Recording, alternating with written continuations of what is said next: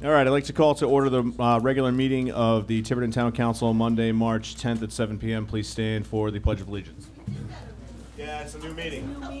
I pledge allegiance to the flag of the United States of America and to the republic for which it stands, one nation, under God, indivisible, with liberty and justice for all. We're twice as patriotic here. Madam Clerk. Councilor Comito. I am present. Councilor Hayden. Present. Councilor Janik.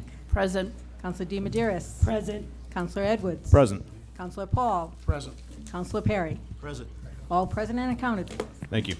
All right, so first up, consent agenda, approval of Town Council minutes, February 10th, 2025, regular meeting, February 10th, 2025, executive session, February 28th, 2025, special meeting.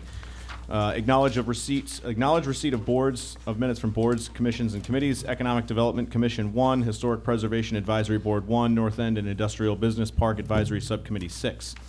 Acknowledge receipt of reports. Town Administrator Department's monthly reports, February 2025. Town Administrator Police and Fire Department overtime reports, February 2025. Acknowledge receipt of correspondence. Town of Burrillville Joint Resolution 25-01 requesting support and subsidy for transportation of homeless students. Town of Burrillville Resolution 2502 in support of Rhode Island League of Cities and Towns 2025 legislative priorities. Town of Burrillville Resolution 2503 in support of House Bill 2025 H5371 relating to state affairs and government public notice act. Town of Westerly Resolution in support of House Bill 5457, an act relating to public records, access to public records.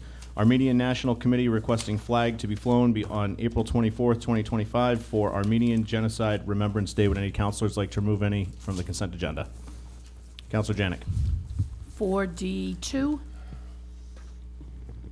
Any other councilors? Do I have a motion to approve the consent agenda? So moved. Second. Motion's made and seconded. Any discussion? Hearing none. All in favor? Councilor Janik.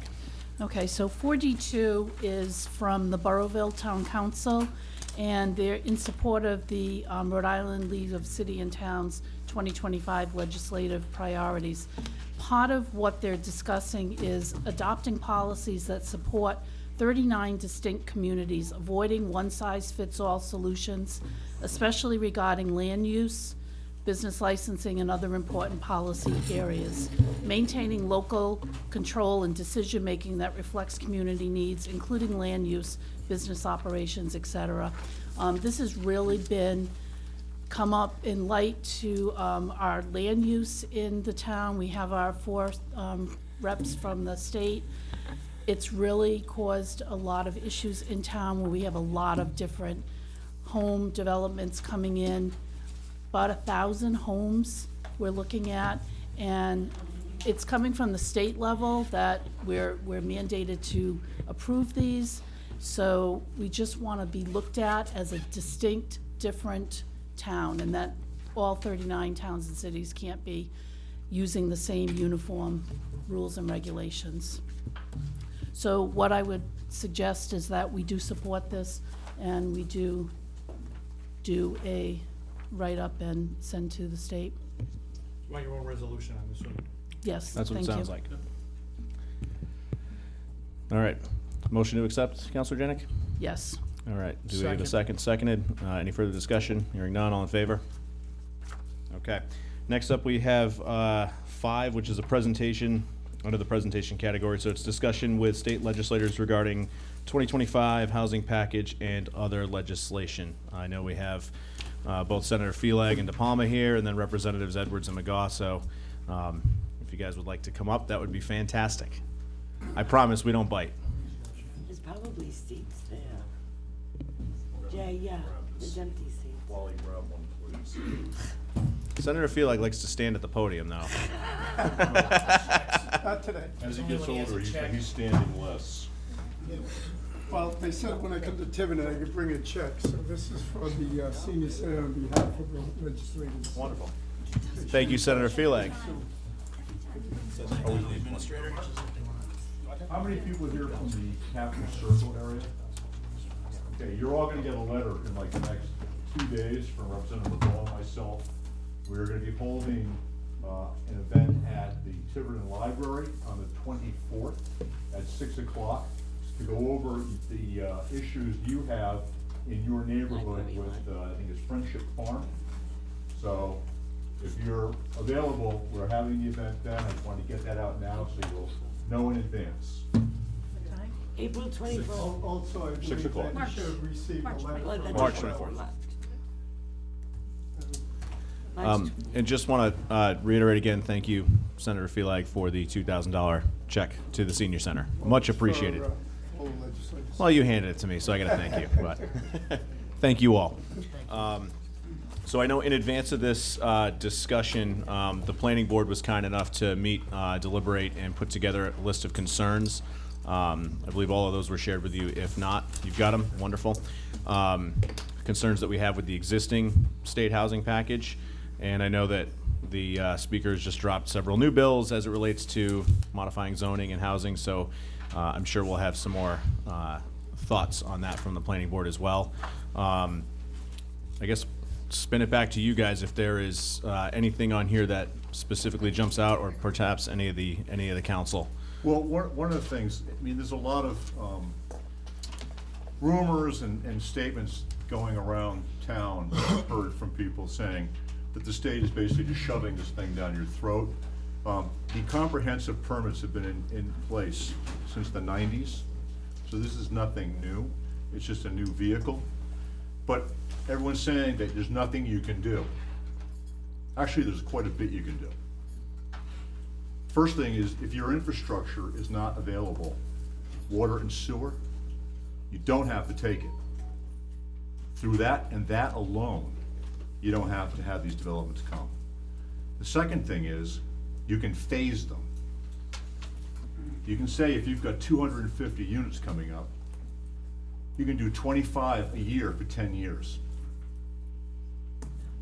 And one of the things I spoke to the speaker about directly is the problem we have when a comprehensive permit comes before our planning board, they get approved, they get sort of locked in. We're looking to actually change that. Representative McGaugh and I are gonna be introducing legislation and sharing it with our Senate colleagues, saying that they won't be locked in until they actually pull a building permit. For someone who's in the construction industry, I know that serious doesn't get serious until you actually pull the building permit. And that will be locked in for a period of time. We're gonna be working with June Speakman from Warren Bristol to, she's also got something in very similar.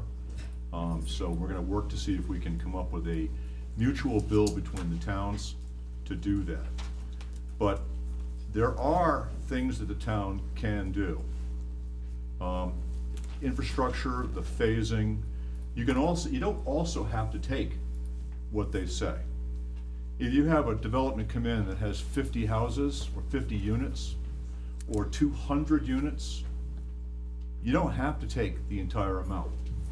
You can tell them you're gonna take, of the 50, 30. Of the 200, you might take 100 and a quarter. But you don't have to take the total amount of the units. And this is all already in law.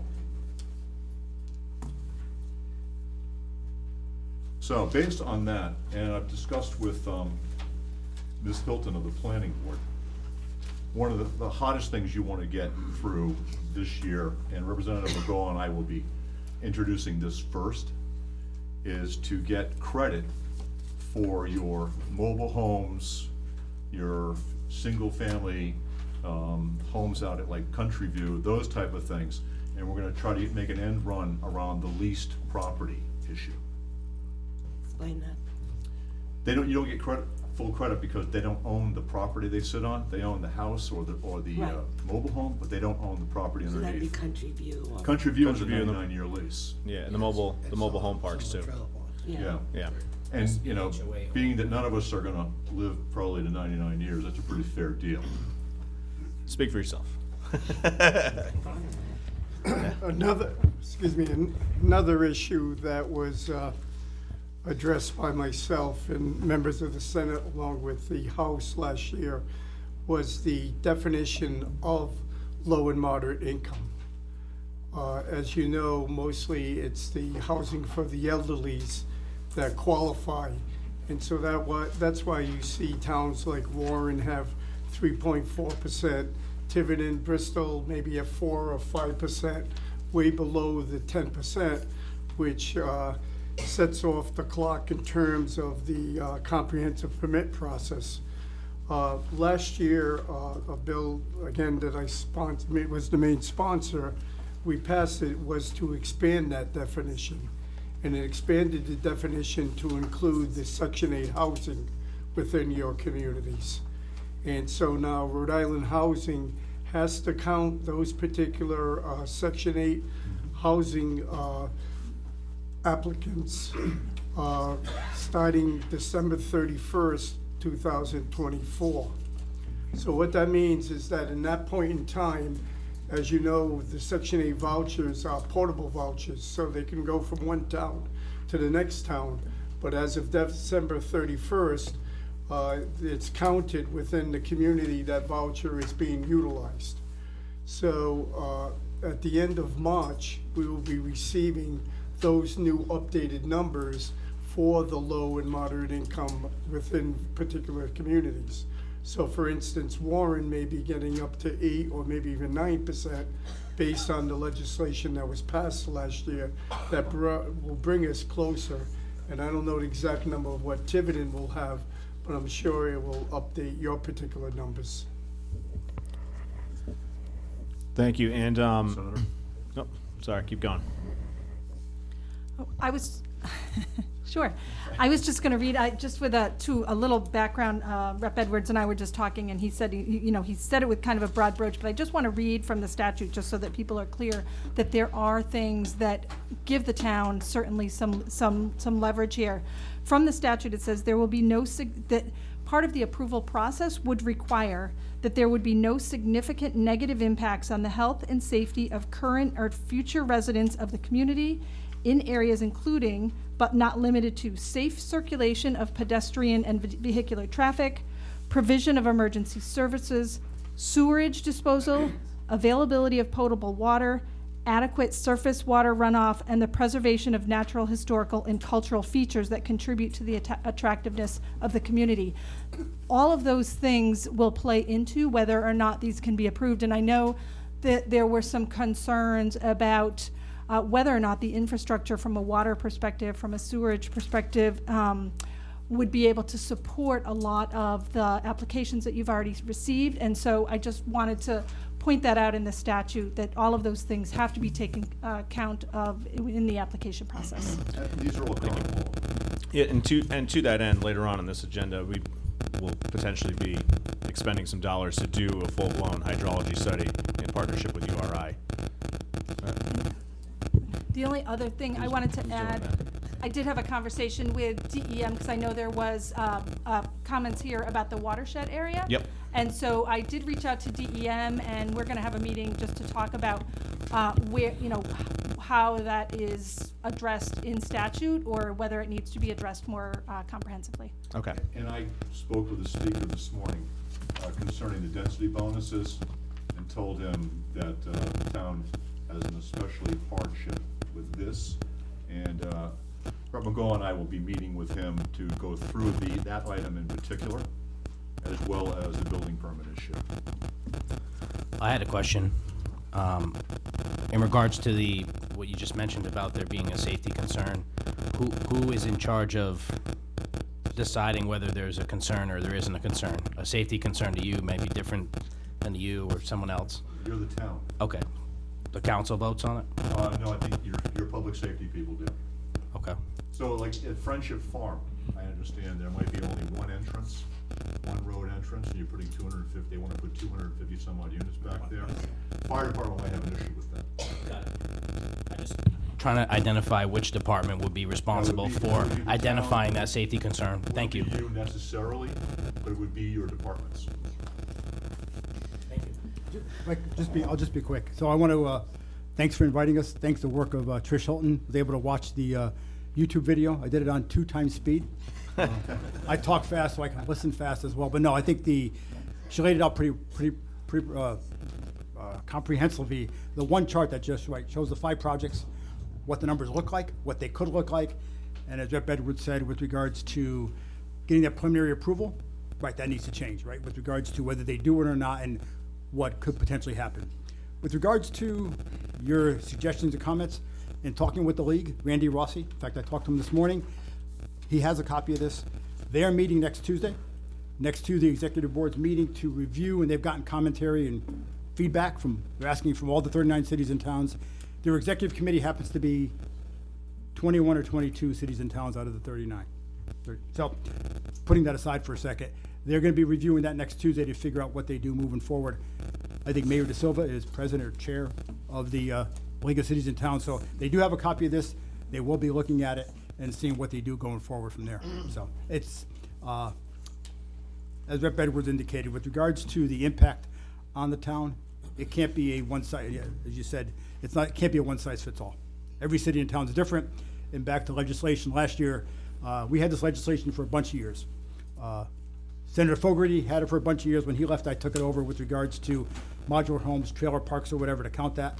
Well, if we're gonna count that, whether it's a half, each modular home counts as a half or whatever, it needs to count towards housing. It cannot not count towards housing because there's not a lease. Somebody's living there. As long as somebody's living there, it's a housing unit. So we have to look at how that includes as part of the mix. I personally think they should count as one unit. I mean, And so do we. Yeah. So we'll work to that end. the other piece not on this list, and I do want to bring it up, Councilor Perry has mentioned this a couple of times, but I think, at least from my perspective, I would be looking for enabling legislation to allow us to do a homestead exemption here in Tiverton. So I know it's simple enabling legislation, but if there's an opportunity to do that, because we'd like to potentially look at some things as it relates to, some of the modular homes in town. If I may, homestead exemption from a tax perspective? Yep. Well, you can do that. No, Right. not the way they want to do it. Well, okay, that's what I'm saying. You can also do a tiered tax rate, which, Yeah. Yeah. in fact, we just updated another one from Middletown last week. So there's, that opportunity exists. I may not be aware of what you're looking at. But it definitely exists. How did Middletown's work, Senator? How did Middletown's work? Right now, currently Middletown's is owner occupied. If you're owner occupied, you get a lower tax rate than non-owner occupied. What we're doing as well to entice folks not to do short-term rentals. If you're gonna do a rental for a year or more, that person will also be considered up to one having a residential tax rate as well. No, she doesn't. And what we just got, they asked for it, that's what we just passed last week. I believe the House had passed it as well. So it'll be, because it's out of cycle, it would be 2 levels from a owner. So if you live in your own, you'll be owner occupied. If you have another unit and you're gonna rent that full time, so it keeps it off the short-term rentals, but it keeps it in the housing stock, you'll be able to have the same type of tax break as that. If you don't, and it's a short-term rental or something other than that, you're gonna have a higher tax rate. And that's been in place now for 3 years, I think. The first phase, not the one for the second house, but they already passed it in the town, they already have the ordinance, they need the enabling legislation to move forward. And what would be the correct process of us implementing something like that? Just a resolution and we'll get the legislation put in. Thank you. Well, we still have, I mean, how long for requests for bills do we have? I know the speaker imposes deadlines on you guys for Not your for bills. town bills. Not for town bills. We can bring it up. We can go all the way up to the budget? June 30th if Okay. we're running to July 1st. A minute before we. But we need a resolution from the town, and I need something from you directing us to do it. Like the water bill? Yep. Yeah. Okay, we just can't run off and do these things ourselves, or we can't put them in. Between Rep. McGaw and myself, we would only have 6 bills. I've already used one of mine, I think you've used one of yours. So we'd be able to put 4. I count about 10, maybe 11 bills here. And I intend to start with a package. But just so you know, I looked at this 2 years ago when I had Director Alviti come before us on House Finance, and they were touting how Pawtucket was gonna be having a huge building boom. They had 300 units, and I said, everyone has forgotten Tiverton. We're looking at probably 1,000 to 1,500, and you should have seen his eyes light up. But they haven't done anything. And I came to this council and said the same thing. We need to start doing something about this. the time is gone. We're in extremely deep. We're gonna need a lot of help. We're gonna have to work very quickly. So we're gonna need, when we get our stuff together, we're gonna need response back from the town pretty quickly. Any of the bills that Rep. McGowan and I put in will be headed by the town of Tiverton. So it should be easy to see. Wonderful. And if we need special meetings, I'm sure for this, we will be available. Council Janik. So Rep. Edwards, you did talk about the density bonuses. That is what is really killing us. Because when they come in with the low, moderate income, we really can't say we don't want that many homes. Again, you don't have to accept the density bonus. There's no requirement in the law that says density bonus isn't automatic. Are you sure? That's how we understood it I previously. get Right. that. I talked to the speaker about that this morning. He said it is not. It is not. And he's gonna show me exactly where in the legislation Right. it is, so I can share it with the town. Thank you. But I called him specifically on that issue, because it seems to be the only one that's gonna really mess up So the that, whole works. that issue is what's driving our numbers up. Exactly. For the development of 250. I understand it, so I've been trying to follow this a lot, and the way I'm reading it and the way I understand it is that does affect, I mean, you're saying it's not, but that does affect our total amount, and I'm not I don't saying see it a doesn't way, affect your total amount. I don't see a way that we can reject that at Well, this you can point. reject the density. So if you can reject the density, you can reject the density bonus. That's how he explained That it to would me. be Okay. rejected. Can we take public We'll comment just have to from find that Trish? out. We got some hands up Yeah. out there. I think Trish needs to Thank you. weigh in. Well, since the planning board chair was instrumental in putting together this list, I'd like to invite her up. So, we have been through this with our legal counsel, who has also been through this with other legal counsels. And it is very clear, because the word shall is here, and I'm just gonna read you one of them. There's a whole set of them for the number of density bonuses. For properties connected to public sewer and water, or eligible to be connected to public sewer and water based on written confirmation from each respective service provider, the density bonus for a project that provides at least 25% low and moderate income housing shall be at least 5 units per acre. There is no getting around the density bonus. It's laid out in That's state law. your infrastructure issue right there. If you don't have the water, Well- and you don't have the sewer, which you don't have sewer everywhere, and if it's not readily available, and you have no intention of putting in, then it's not available. Well, but here's the thing, there's a whole set of density bonuses. I just read you the one for public and sewer and water. There's a whole set of density bonuses for if you don't have public sewer and water. I read them this And weekend. if DEM, which we have no Approves that. control over, if DEM approves those septic systems, we cannot override that. If the Department of Health says they can put in multiple public wells, we can't override that. So I realize the speaker wrote a lot of this stuff, but in practice, in the field, the way that the law is written, the way that our legal counsel is advising us, and they've talked to a whole bunch of the other attorneys who are doing land use, we have no choice on the density bonus I whatsoever. disagree, and I'll get the information. Trish, doesn't it also say that when it comes to the traffic, the emergency, the water runoff, that we also don't have control?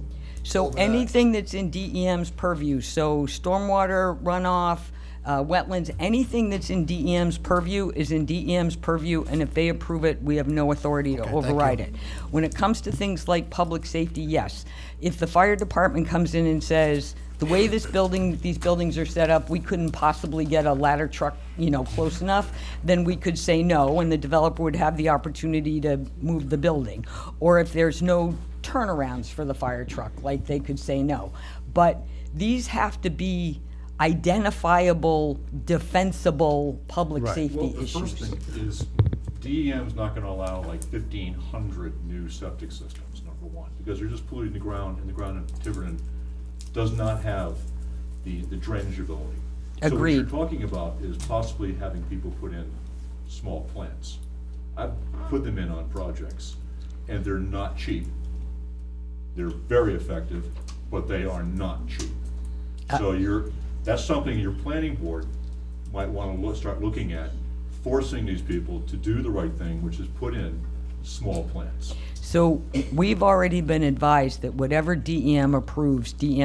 We have no authority, and the solicitor's shaking his head, to tell the DEM that we don't agree with whatever they're approving. You can contest it, and DEM will have to prove that it's gonna work.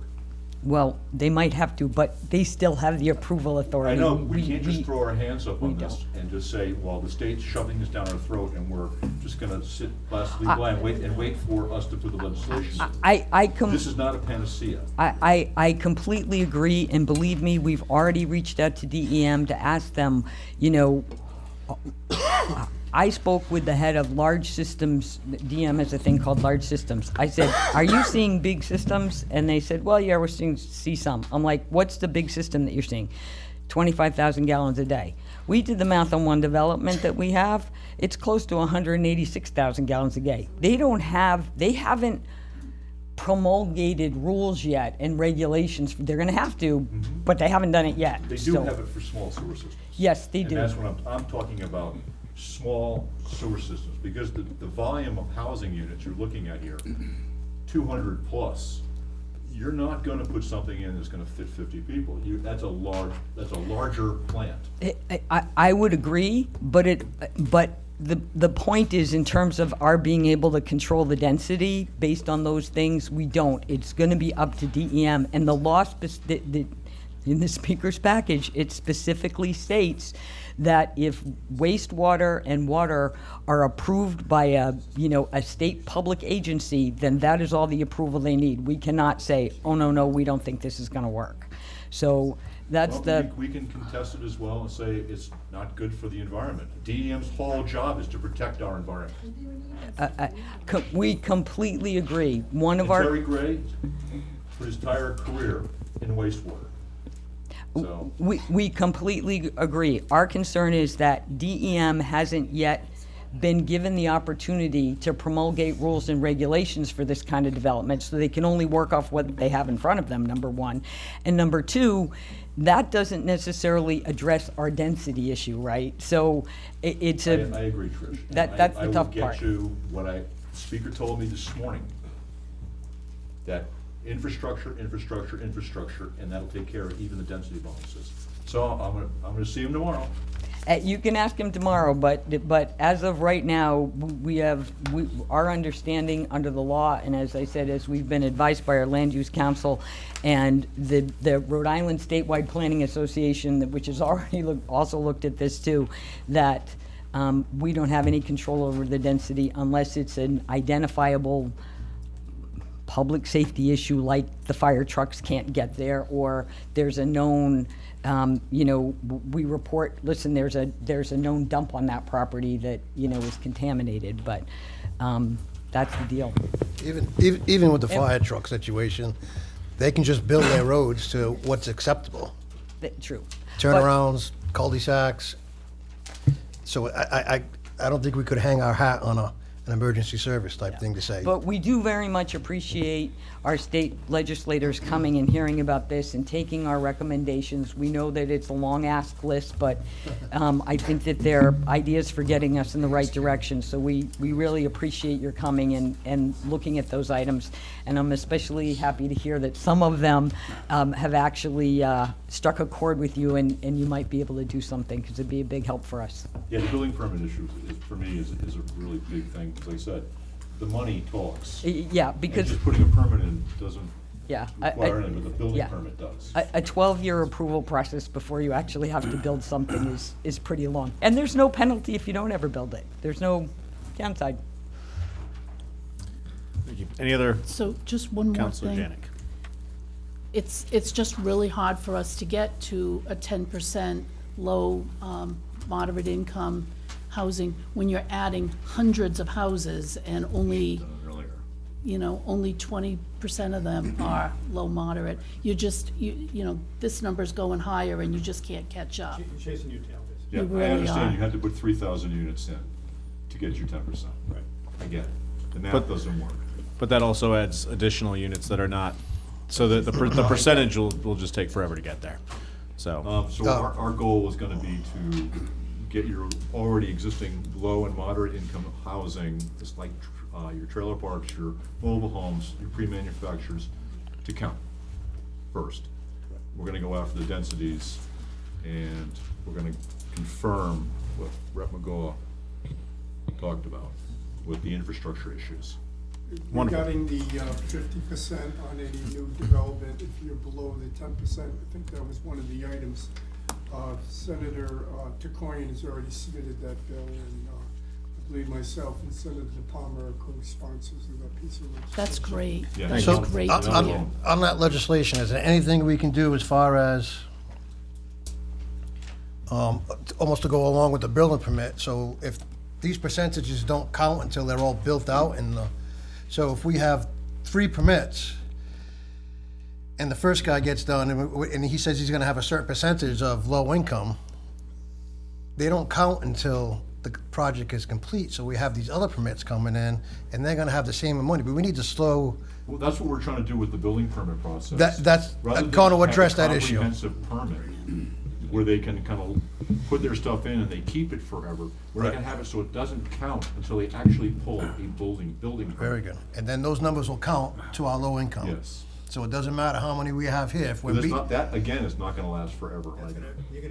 You will reach that number, and then it'll continue. Right. You'll be chasing your tail real slow. okay, thank you. The bill number, the Senate bill number is 502, so your legal counsel can review it and ensure that that's the proper mechanism that you're looking for. One of the piece of feedback, and obviously, some of you know, is working with the other cities and towns through the league, is that while Tiverton is unique, obviously back to the presentation Trish had done, and obviously talked about those 5 projects, and maybe there's more that are gonna come.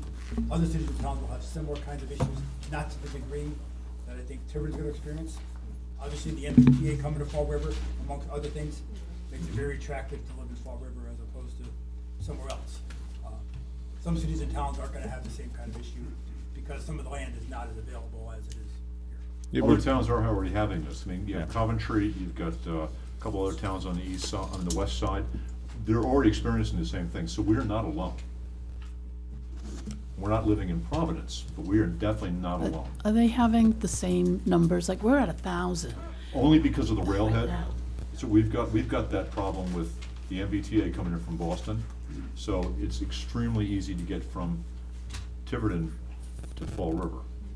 And you could probably bike to where the train is. So that's one of the reasons why we're seeing an increase, but other towns are seeing increases that are exponential for them as well. Well, because like Johnston, Coventry, they're concerned because they have like a half dozen or a dozen, and that they don't like that, but we're talking 1,000. It's a huge, huge number. I'm very aware. I know you are. Mr. President? Yes. So Counselor. one thing I took out of this was the opportunity for the homestead tax reduction for owner-occupied residents in town, which I think a lot of the community would love. So I know it's not on the agenda here, but what do we need to do? Give advice to the solicitor or submit a new agenda request to has a resolution put together for that? We'll need a resolution that we'll vote on, and then we'll send it to the delegation and ask them to put the bill in for us. Okay.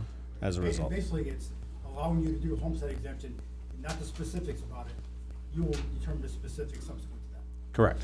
It's not, you're gonna do this, this, and this.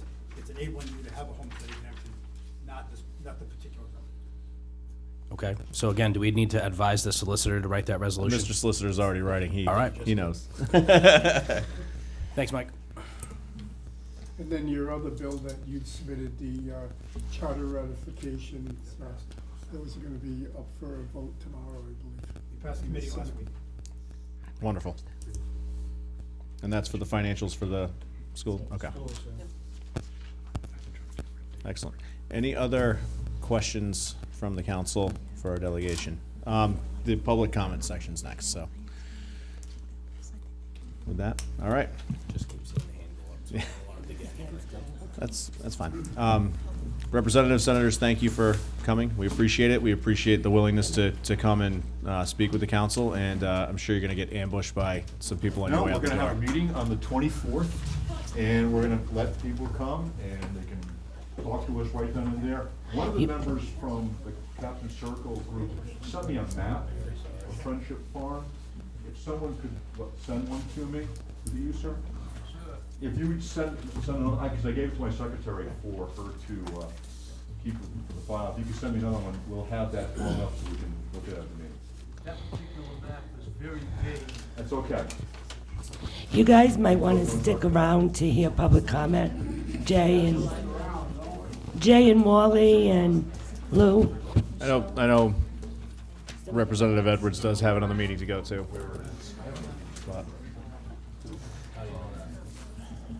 I know him every so often. All right, so next up is public comment. First off, we have Sandra Vanhoff regarding comprehensive housing. Is Sandra here? Oh.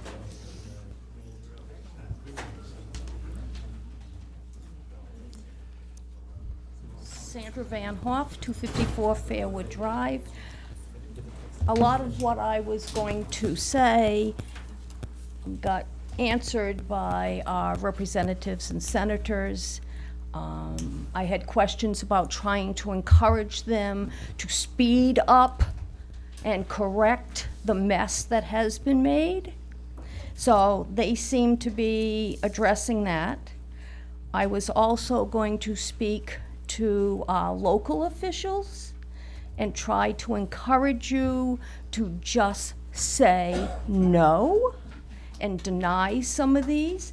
They seem to present that that's something that can happen. So I'm not going to go into detail about that. I had a 4-page thing written here. And I will address my personal concerns because I'm in a butter to Friendship Farms, and we have some serious concerns about that development. And I will be at their meeting, but I think tonight some things got answered. They have calmed maybe my nerves a little, but not completely, but we'll see how it goes. Thank you. Thank you. Next up, we have Harry Rogers. All my questions have been answered. All right. Wonderful. Thank you, sir. Robert Chavez. Chavez, my apologies. That'll be the last time I get your name wrong now. That's okay. Happens a lot.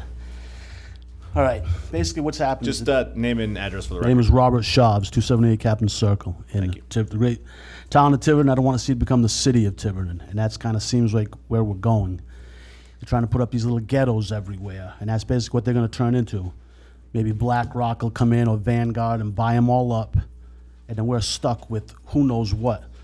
Now, I know in the past few years the federal government has let anybody in here, and we don't know who, and they just flooded this country, and then they shoved this agenda. All the Democrat-controlled states, like Massachusetts and Rhode Island, they send these people here, then they try to force the town to swallow this. I don't think that's right. And when the senator says that we can phase it out over 10 years, that's like telling me you can knock all my teeth out now or knock one out a month for the next several years. Either way, my appearance will be changed forever and my character. And that's what you're doing to this town. You are the town council. When the state tries to shove something at you, are you going to fight back? Or are you going to say, oh, why do we even have a town council? What are those seats worth? Are they worth anything? Or are they just nice to look at? Now, sorry for my attitude, but I'm seeing a state try to shove trying to shove something onto a town that is simply not feasible. And you're greatly going to devalue everybody's property in that area, but my taxes won't go down. And if I try to sell my house now, right down the tubes will be the value of it. So I highly recommend that you fight this as well as you can. Thank you. Thank you. Next up, we have Zachary. I am going to mispronounce this. Garrett, okay. Zachary Garrett, 30 Edmund Lane. Basically, what I was about to say, he pretty much answered, but I wrote to the speaker in an email, and he was actually nice enough to call me, which was surprising. And he pretty much said the same thing. Whatever you guys, I don't know if there's a disconnect here where everybody thinks their hands are tied or whatnot, but he strongly suggested if you guys feel a certain way, fight it. You mentioned Johnson, he mentioned Narragansett, they were fighting it.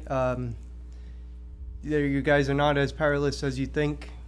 He said, you know, he's not sitting in Warwick telling Tiverton how to where, what needs to go where, how much needs to go where, who's doing what, you know. And he did mention, out of the 47 bills that were passed on this, he doesn't recall one Tiverton representative being there. There's going to be another 12 or 13, so maybe somebody should show up and actually, you know, speak up for our town and just do what everybody was voted in for, and it's all we can ask for. So just, if you guys actually, you know, care, please fight, and don't just you know, you're not powerless. So thank you. Thank you. AG Miranda.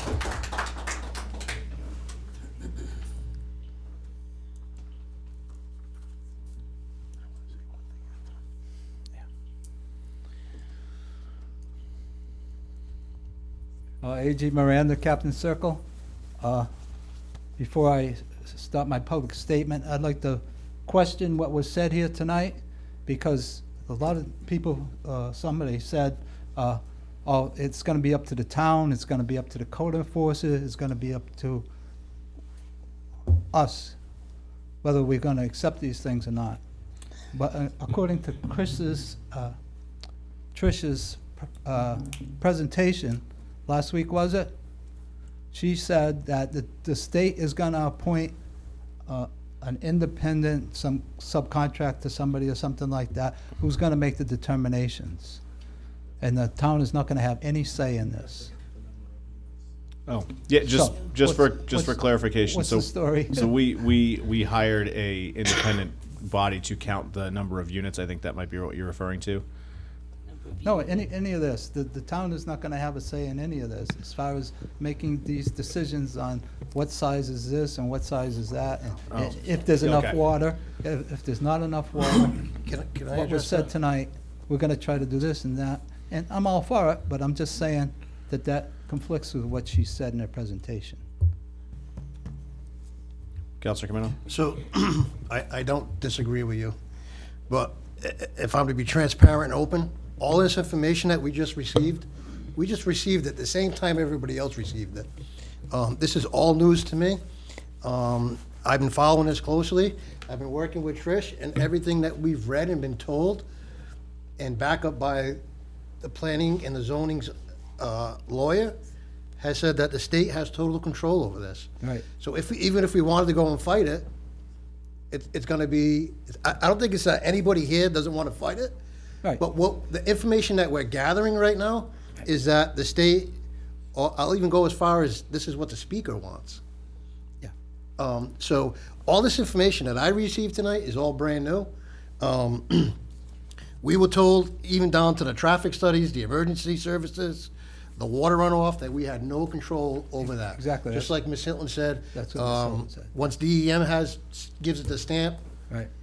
I'm not an engineer, who am I to go around and change it? So I'm sure that everybody here, and Trish and our lawyers will be looking into all this new information, because it's a whole lot of new information that we received tonight. They're making it sound like we're just gonna major our magic wand and stop all of this. I don't see that happening with the state and what they're telling us. So we will fight and go as far as we can, but this is all new information tonight. Right, well, I wish them well, whoever came up with those statements. I couldn't see who was speaking, but it was contrary to what Trish's presentation. I just wanted to bring that up. I don't disagree with you. Personally, as far as my own statement goes, I approached the Tiverton Council, the prior administration a couple of years ago, to help me with my problems in my backyard, as you well know, some of you. And there were two statutes that they didn't want to enforce. The administration, the building administrations made up a lie saying it wasn't in town. and so forth and so on. So why am I bringing this up now? Well, the reason is, these was 2 statues.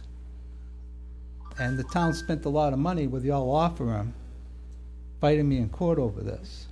But why I'm bringing this up, why it's relevant, is because in the court, your law firm brought up case law in their arguments in the state that said it's all discretionary. The town does not have to do it if they don't want to do it. So if they didn't want to enforce the laws in my case, why does the town have to go along with the state laws in this case? I really don't know what you're referring to, I'm sorry. Well, what I'm saying is this case law, It was different. So just- apples I to mean, you could apples. refer it As to a, the.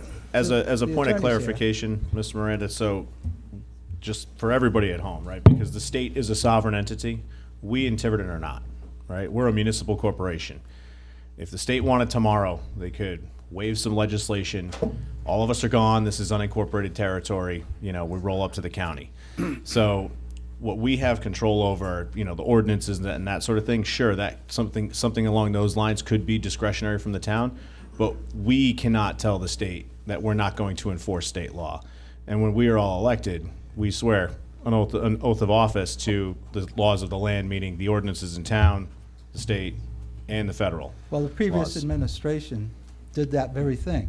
They said they're not going to enforce these statutes. And I'm not here to adjudicate And their that. argument was based on prior case law. So what I'm saying, judicially, there's case laws in this state that said that if the town doesn't want to do it, they don't have to do it. That's all I wanted to bring up. Thank you, and I appreciate your input, and I will certainly ask the solicitor for some clarification after the meeting. He's probably well aware of it. Thank you. Thank you. All right, last up, Gail Lawrence. Hello. Good evening. Gail Lawrence, 108 Long Pasture Way. So I'm not talking about the same topic. I'm going to change gears for you, or try to. I did notice on tonight's agenda that there is a proposal to implement a conservation fee and establish a Tiverton Conservation Trust for property transactions in Tiverton. And related to that, I became more interested at 4 p.m. when I read the in-depth proposal, and I went online because I feel like the way the proposal is written, there may be some confusion about the various entities in our town and the roles that they have regarding conservation and open space. Those two are town commissions. They work in conjunction, but they are distinct. The other entity that seems to be referred to is the land trust. Tiverton does have a not-for-profit land trust that also works in conjunction with the Tiverton Open Space Commission. Other organizations that are involved, often partnering with the town, are DEM, Tiverton, the Nature Conservancy, the Land Trust together, Audubon, and anywhere else that grants can be sought to protect open land in our town.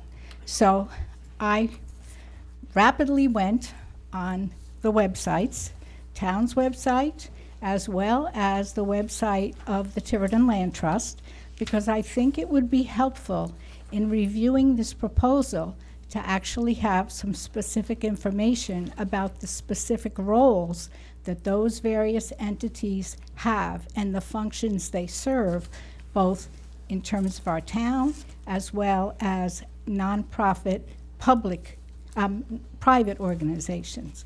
Lastly, I looked into what's happening in Little Compton because there's reference to the Agricultural Conservancy that is there, and that is very specifically for the preservation of agricultural lands.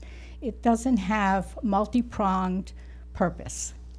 And lastly, I guess there's one, I guess I did bring that to you too. But my request is that if I give this to Joan, she will make copies of it and distribute it to the members so that at least there's a little current information based on the websites before you as you begin to review a proposal for a Tiverton Conservation Trust. It sounded like there was redundancy, and that in fact those functions were already very successfully met, because this town has preserved over 1,000 acres of land. And I think that everyone in this room should be really grateful for all the dedicated people who made that a possibility. So I will give you this, Joan. Thank you. And thank you for your attention. Thank you very much. All right, Jeannie, you're still taking notes, right? Okay. Joan just went off to go do that. All right, so there wasn't another list of public. That's it. Okay. All right. Mr. President. Yes. Thank you to those folks that were here for that tonight, as far as the all of the development and stuff like that. It's clear to me that the speaker wrote a whole bunch of legislation that I don't even think he read himself. So hopefully that gets clarified. Thank you. All right, so next up is appointments and resignations. We have one Harbor Commission, 9-member board, 2-year terms, 1 vacancy. For the planning board member, we have a proposal for Stephen Clark, 31 Peaceful Way, request appointment, term ending 7/15/2025. Mr. Solicitor, given that Stephen Clark is the appointee for the planning board, I don't believe we need to interview, correct? Correct. All right, so we did receive statement from the planning board chair in relation to this applicant. So with that, I'm looking for a motion to appoint Stephen Clark to the Harbor Commission for the planning board seat. Motion to appoint Stephen Clark to the vacancy to the Harbor Commission from the Planning Board. We have a second. Second. All right, motion's been made, seconded. Any further discussion? Hearing none, all in favor? Okay. Next up, Board of Licensing. Arthur Brown, 76 Robin Drive, requesting approval of a private detective license, subject to meeting all legal requirements. Thank you very much, Mr. Brown. This is not your first time before this body, correct? This is my first time before this body. I'd like to say good evening to all council members. My name is Arthur Brown, 76 Robin Drive, Tiverton, Rhode Island. Oh, let's we're gonna give you 1 second because people are filtering out. It's gonna be a minute. Yeah. My apologies, sir. So, he was here last week. You were here last week, or last meeting? I was here. Yeah, that's why you thought this was not. Okay. Yeah. All right. All right. Now I think it's quieted down. By all means, please continue.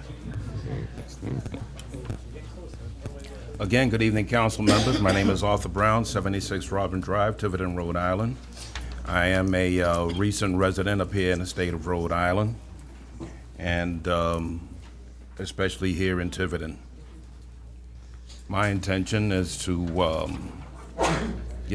acquire a license to work as a private detective within the state of Rhode Island, but I have to go through the licensing board here.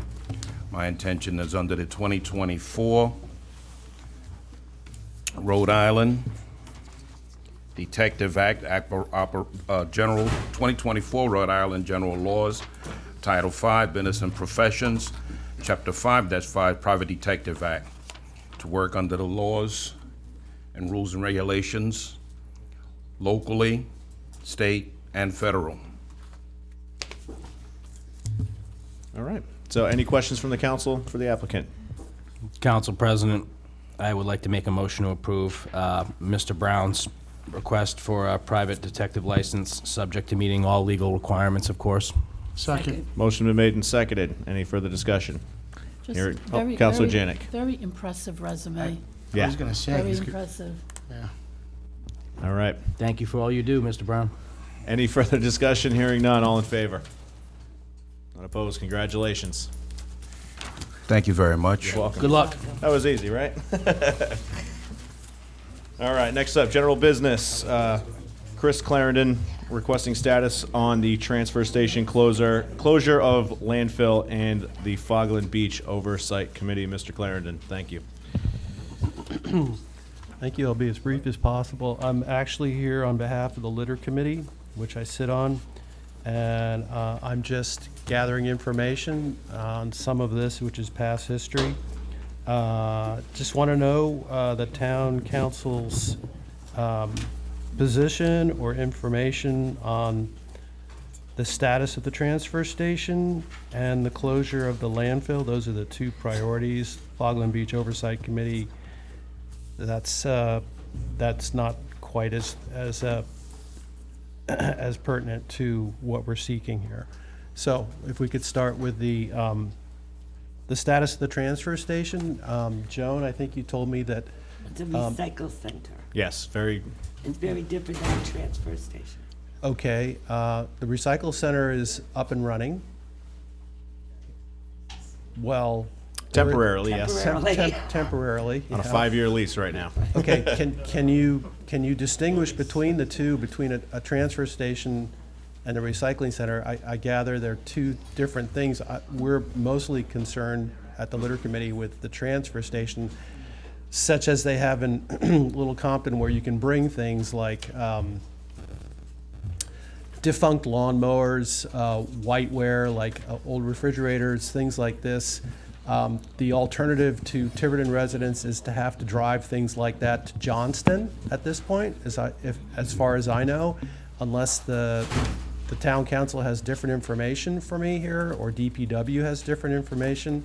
As far as I know, if you have large items that you need to dispose of, there's no place to do it in town. So, Mr. President. Yeah. Go ahead. Mr. Administrator, please take it away.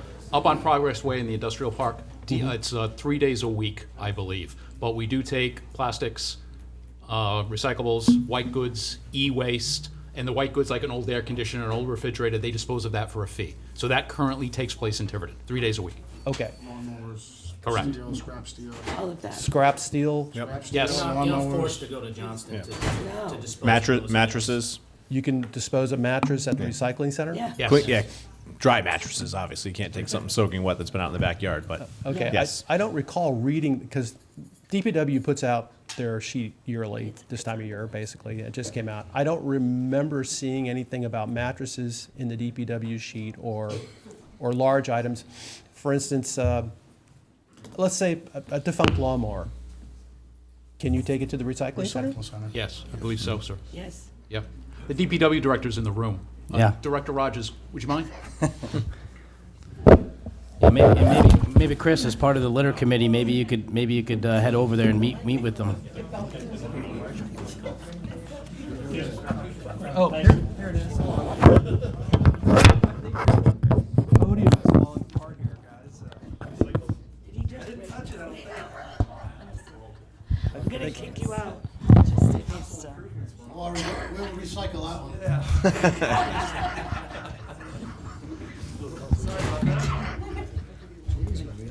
The podium is new, the microphones are not. We're working. Don't touch. Just try to like. Yeah, I'm just curious about, large items. All right, so, Rick, Director Rogers, please. Yeah. Maybe come to this one? I don't know. It's probably easier. That way we're not moving it around. Okay, yes, thank you. Recyclable items are allowed. Some with a fee, as Chief said, some are free.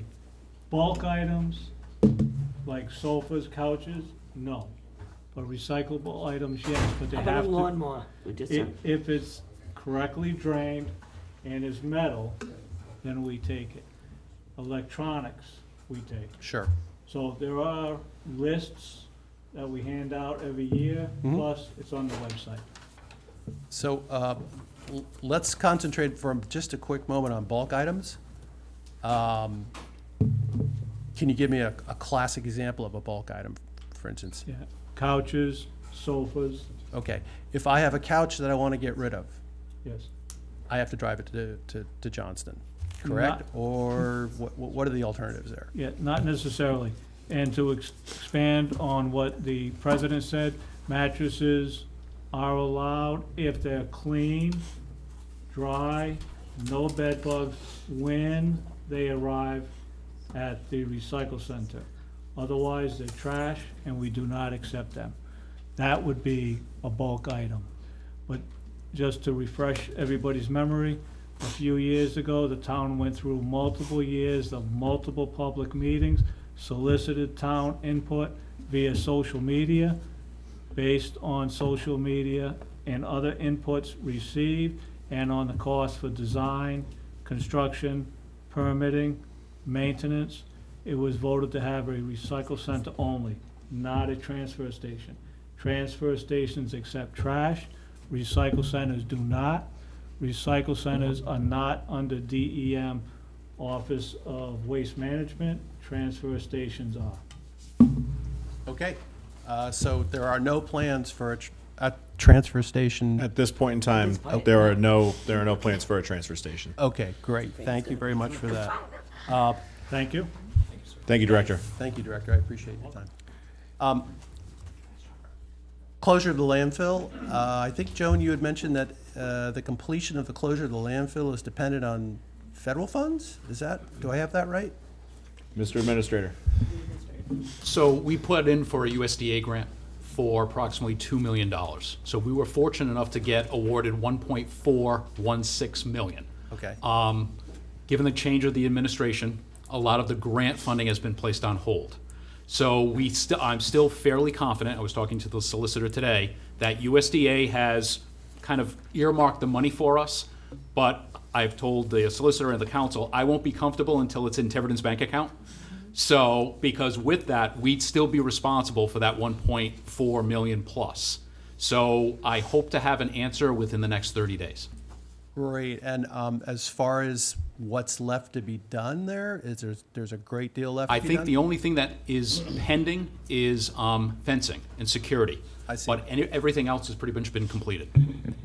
And there's also, some of that money will cover monitoring fees? Yes. Yes. It's got to be monitored for so many years, for the rest of its life. Or I was just going to say in perpetuity, so it has to be monitored. Right. And there can't be any plans for that parcel of property because... Well, I wouldn't say that. So there's definitely things that we'd be looking into preliminarily, but right now, and I can say this, there are other communities like Coventry and Cranston that have used their brownfields for different things such as solar fields or alternative energy. So once we're fully done with the closure of the landfill, that would be something that we potentially could look into. But right now, we just want to close it, kind of settle the books on the landfill before we move forward. Okay, so that's a multi-year... Absolutely. Right, okay, great, okay. I'll forget and waive the Fogland Beach Oversight Committee. That was a oversight committee that I sat on many years ago, and I think it has bitten the dust long ago, but maybe we could bring it back because it may have some impact on the new parking ordinances down at Fogland Beach that the council is talking about for fishermen. Denise, you may remember this. Yeah, that's on hold right now. It's on hold. You want to explain it? Yeah. It's coming up, but it's not. But it's targeted at. It's very different Yeah. than what it was It's not, first yeah, it's not what proposed. was originally talked about. But it will come back to town council at some point in the future. Right. Tonight. Tonight. That's- I didn't see it on the agenda. I'm sorry. Items N It's written a little different. Get your and popcorn O, ready. right? And, And N and O. maybe yep, N and O. Yep. Great, okay. I'll And, and that's just a request to advertise for those, so we have to satisfy the advertising period, and then we will do the public hearing thereafter. Okay, great. Thank you very much for your time. I appreciate it. Thank you very much. You're welcome. Thank you. All right, next up, Mr. Janik, Charter Review Commission, update on the work performed to date, schedule, and intent to solicit public input and discussion and possible vote to fund the videotaping of their meetings. Mr. Janik. President, Yes. I will be recusing Okay. my paper. you need to, you don't need to. He's asking for money. Oh. But not for himself, not for himself. Yeah, okay. I forgot about the money thing. All right, good evening. Thank you for your time. I appreciate giving us the opportunity to speak here tonight. The Charter Review Commission is made up of 9 members that were duly elected. The majority were on the ballot, but some were elected as part of a write-in basis during the last election. The members include myself as the chair, and I don't know what I was thinking when I accepted that, but here I am again. Diane Santa is our vice chair. Rob Coulter is the secretary. The other members include Ellie Burns, Nancy Driggs, Donna Edwards, Nancy Mello, Dennis Milborn, excuse me, and Jerry Larking. Well-rounded group of civic-minded individuals, and we are looking forward to having and putting our best foot forward in taking a review of the charter provisions and what we might be able to do to help the community, the town, as we go forward. We've got our meeting scheduled. We've set a schedule for the first and Thursday, Tuesday of each month until November. First Tuesdays, we're going to be at the library at 6 p.m. The third Tuesdays, we're going to be at the senior center at 6 p.m. We've also started to videotape our meetings, and the request for funding that was mentioned earlier is there. I've got an individual who's willing to do it for $50 a meeting, so I would ask for a not to exceed of $800 through the end of the year for these meetings. Any meetings that are canceled, of course, will save money as far as that goes. Shortly, we'll be distributing, I'll be giving to the town administrator a link for the boards and commissions to be able to submit their proposals for charter changes. We're also going to be sending, I have a letter to the editor prepared to go to the newspapers, giving the public an opportunity, links to do that, as well as a QR code if they can print it in the papers. Those are the plans. We're looking to get as much input as we can, work our way through all of that. One of the things that I didn't have on my list that was mentioned, and I've been cautioned not to bring it up, but and I may forward be in front of you again, discussing the role that the council and the charter will have in this upcoming review. And I was Mr. President, I'd like to object to this piece. It's not on the agenda. Mr. Solicitor? Okay. If you would mind deviating, sir. Not a problem. won't talk So about it. at this point, we won't talk about that, but I will see you again at some point. We do need to have this discussion, and I'll put it on the agenda properly. Thank you again for your time. Thank you. Mike, I have a question. Yes. Councilor Perry. Mr. Janik, what I'd like to see on this committee is, for every change you make in the charter, that propose, because you're an advisory committee, Yep. that you identify why you made the change, and above whatever change you make, identify why you made that change. So Dave, when the links go out, you'll see in there that we've put in there the charter section to be identified, the impact, what costs might be associated with any of the proposals that are coming through. We'll be reviewing also for any that are competing clauses or changes that we might have to review as far as that goes. And you'll see all of that when the time comes that you're reviewing our work. And maybe, instead of giving us all the changes at the end, maybe we could get, if you do 10 changes, maybe you could present them to us, so at least we could get a look at them before looking at them at, 1 year, I think we had 99 changes all at the end of the year. Yeah, you're right. I was not a member of that committee, and I cast no aspersions on anybody, but it was a significant amount of changes. They culled it down to a more reasonable number, but still at this point, the commission we've spoken about, somewhere we'd like to be in the 10 to 12 resolution changes, charter changes that we might submit. Beautiful. Thank you. Any other questions? Mr. President, I'd like to make a motion to vote funding the videotaping of their meetings for $50 per meeting with a cap of $800 per Mr. Janik's note. Where would that come out of? We need a second first before discussion. Second. Okay. Council contingency. Mr. Administrator, where can we find We got plenty of that. $800? Council contingency? Yeah, it would be. I want to talk about that the next. Me too.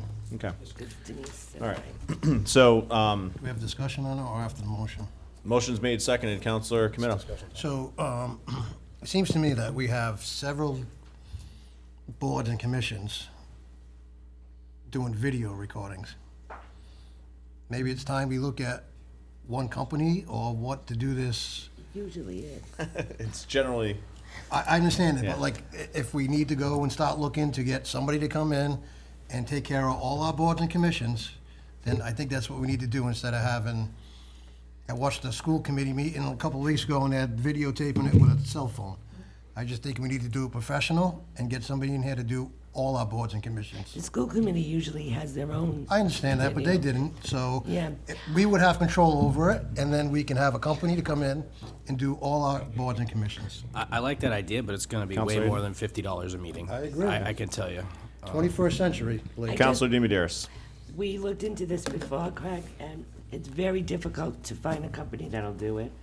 The boys we have that do it now do the very best they can, but we looked into this before, and quite frankly, we couldn't find anyone that would do it. So it's a little bit more difficult than it sounds. And I think it will be more expensive too if you have that, but. Okay. Just a thought. So I appreciate the input. Thank you. Might I suggest that we'll see the budget transfer from whichever item we're going to move the $800 from the administrator on the next council agenda. But pending that, any further discussion? Hearing none. All in favor? Thank you. Thank you all. Thank you, Mr. Jones.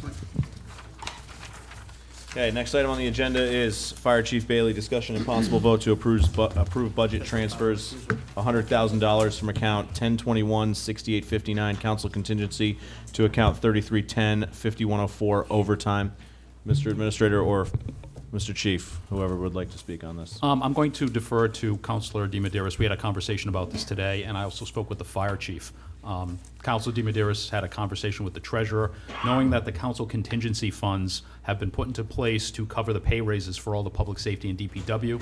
So I'll let the councilor make her motion to amend the request, which I know the fire chief and myself have no objection to.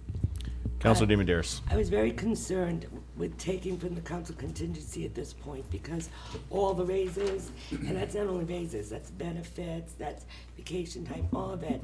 We really, really carefully tried not to overspend or at least stay within there. I talked to Denise and she told me that she's not totally comfortable yet because now that you're fully staffed, she has to figure out like what your salary, what your payroll would be. She told me how many more payrolls you have. And she just wants to make sure, either 2 weeks from now or at another meeting, she can come back and say, yes, he can get another 50,000. I looked at, she told me in February, your overtime was 17.5. And she has 23,000 left in there. So I figured if we gave you 50, that should cover you for at least a month. Oh, absolutely. Yeah, and not only that, but you're fully staffed now, so I'm wondering. Almost fully staffed. We have one in the academy and one out IODs, but on the roster, we are at yeah, 32. okay. I just want to be clear that Yeah, we, and you know. I do realize that once the summer comes, this overtime And gets there's a few of the things that we can't forecast per the contract. At the end of June, when the fiscal year ends, they get paid off for any unused comp time. Right, that's what We Denise can't said. calculate that right now because unless we just figured everybody had the max. And also another change in the tentative agreement was firefighters could cash in unused vacation time rather than being forced to use it and create was there, overtime. yeah. So we got a couple of variables that we're actually doing our own analysis right now. We're working through that with the fire chief's assistant, and we're hoping to get something to the town administrator very soon. Well, I just called her to make sure she was comfortable with that 100,000. She said she had just heard about it in the morning, and she would feel better if we only gave about 50. Fair enough. And then she'll come back to us in 2 weeks to a month with the right calculations. She thinks it's doable, but she's very cautious because we were really, really Sure. there at that line. I understand. How many pay periods are left? So before we dive into further discussion, Councilor DiMederos, do you have a motion? Yes, I make a motion that we give $50,000 to the overtime account from council contingency and revisit this within 2 weeks to a month, after the treasurer has made sure that this is gonna work. Do I have a second? Second. Motion is made and seconded. Any further discussion? Councilor Camino? Council President. I just Councilor have Perry. one. I'm looking at the January 31st contingency fund, and there's $747,000 left in there.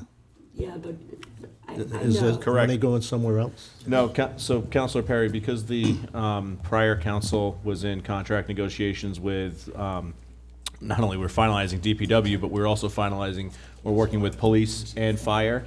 We set aside in the last budget, knowing that those two contracts were coming up, dollars to essentially cover the increases in raises and that sort of thing. So that's ultimately where those dollars would be pulled from.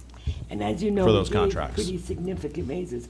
Before Chris left, all right, but before Chris left, I don't know if you know this part though, he left Denise a detailed graph of what he thought we were gonna use.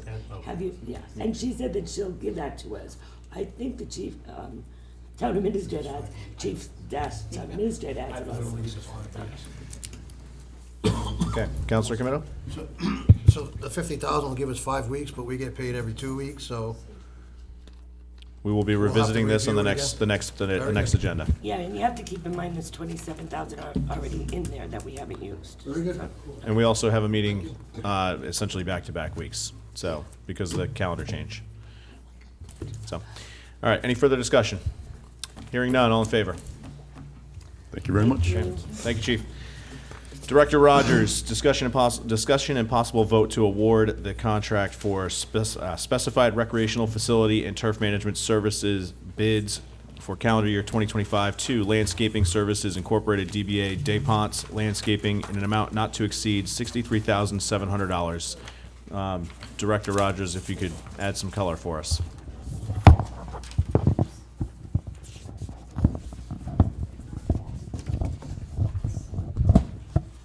Don't break it.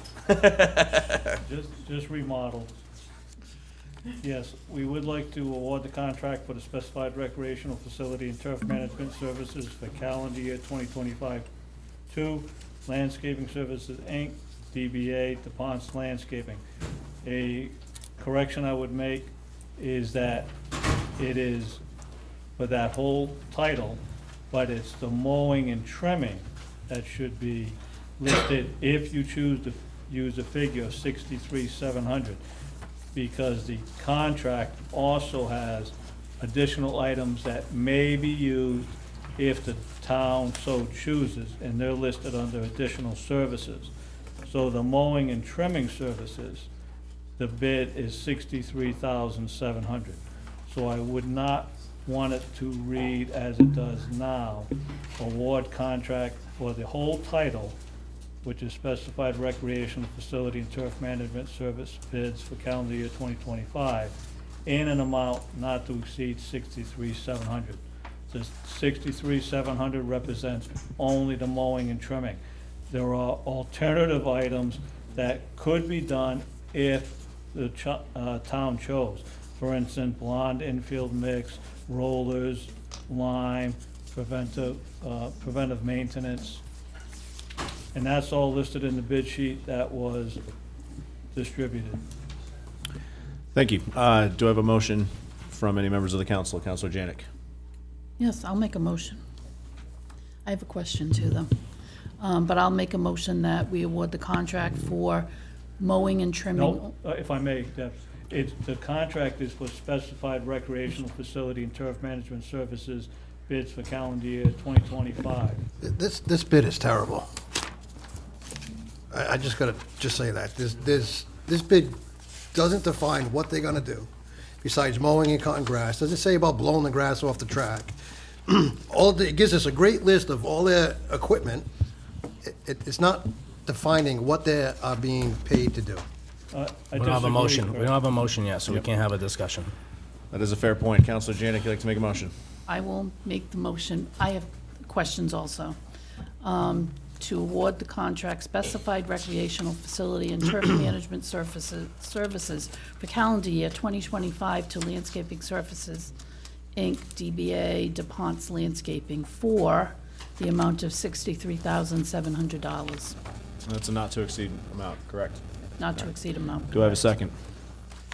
I will second for discussion. Thank you. Okay. Motion been made and seconded. Or, You're up. So now that I can have discussion, the same thing I'm gonna read here. This is not giving us a definition of what they're doing. We have no list of what 1 through 12 is. We have a great list of their equipment, but I don't know what they're cutting, what they're weed whacking. Does that include blowing off our tracks, our recreational areas? I just think this is a poorly written bid sheet. It doesn't give us enough information. Mr. President, I do apologize. There Madam were Clerk. bid specifications, and I did not include it in the packet that goes through all of the items that you're questioning. So it was in the bid specs. Okay. That was advertised, and this is just the bid sheet that comes back based upon those bid specifications. If you want a copy of those bid specifications, I can get them copied for you. Please. But Joan, do those specs state how often they're going to mow? You know, the frequency, are there I'd have to accountability safe, okay. I'd have to get the specs. Counselor Janik. That would be my question too, because last year, Rick, there were a lot of issues with the sporting teams. They were doing their own mowing. You know, I know they do their own lines and everything for the fields, but they were mowing the fields themselves because they weren't coming often enough. And I know there was rain and all of that, but they weren't doing it enough. I don't think that they had enough people to do the jobs that we needed done, so.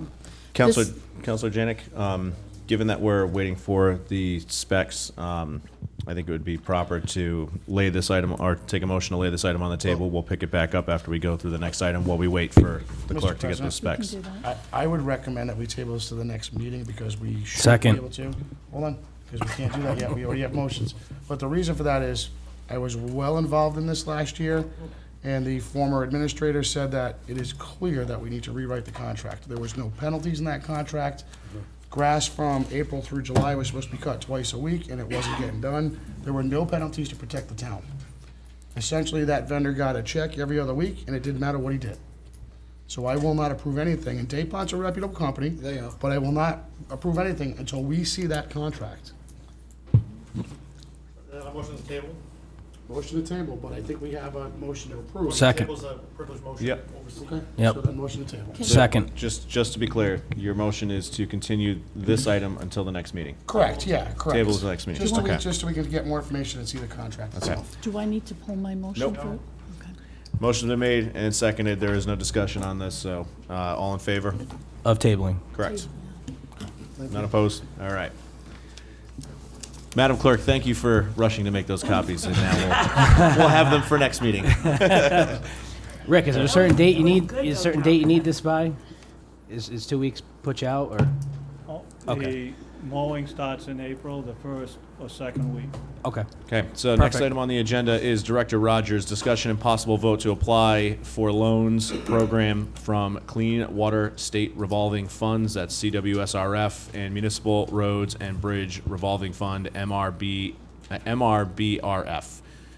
Director Rogers, if you'd provide some color behind this request. All right. So there's 2 items on there, as you mentioned, John. The Municipal Road and Bridge Revolving Fund. DPW has no recommendations for anything for that. That's a loan program. You have to pay it back. There's no loan forgiveness on principal. We already participate in the RIDOT Municipal Road and Bridge Program, which is also now called Road Restore. That's a reimbursement program. Wonderful. So, recommendation from the administrator would be to apply for these, and then I'm assuming we would, as a council, have to vote on accepting if we are accepted. Wonderful. All right, so do we have a motion to apply for loans through CWSRF and MRBRF? So moved. Do I have a second? Second. Motion been made and seconded. Any discussion? Councilor Comito? So, roads and bridge projects. We have our own roads and bridges that we take care of? Correct. Yes. Do we have a list? I believe the director has a list of all of those, correct? Yes, of the roads? Yes. No, But not bridges. the roads, the bridges, sorry. the bridges? Yeah, we have like, Like the small bridge going down to Fogland, you Yes. know, Pond Bridge Road, that little, That the state has Okay, the just list as an example. of what would be bridges in the town, not counting things like culverts and drain pipes. okay, so we don't actually own the bridges. They're taken care of by the state, correct? It's an excellent question, but it's a gray area. For instance, Non-Quit Bridge is on Pond Bridge Road. Right. That's a town road. The state is rebuilding that. Okay, that's what I'm asking. I don't, It's confusing. It is a gray area. I know it's a gray area, but if we're gonna pay money back and the state's gonna take care of it, what, This is, if we're going to apply for a loan, we would have to vote to actually accept the loan proceeds. So this will come back before us again. Right. the administrator's pretty, I just don't wanna waste his time. No, not at all. Go ahead, Director. Oh, but as I was saying, there's two things listed here. One is the MRBP, and one is the clean water, the CWSRF. Yep. DPW has no recommendations for the Municipal Road and Bridge Revolving Fund. If you want to submit an application for a loan, DPW has no objection, but we have no recommendations for such. Clean Water State Revolving Fund is different. We submit every year what they call a PPL, a Project Priority List, that's DEM. We have listed that in the past, we did so again this year. If somebody wants a loan, then you have to use the PPL to be able to apply for it. We've already listed ours. If there's anything else that people want, that can be added to the list. Then you apply for the loan. And again, those are both due for the PPL and if you want to apply for loan, that's by this 28th of this month. Okay. So DPW has already listed theirs and sent them into the state.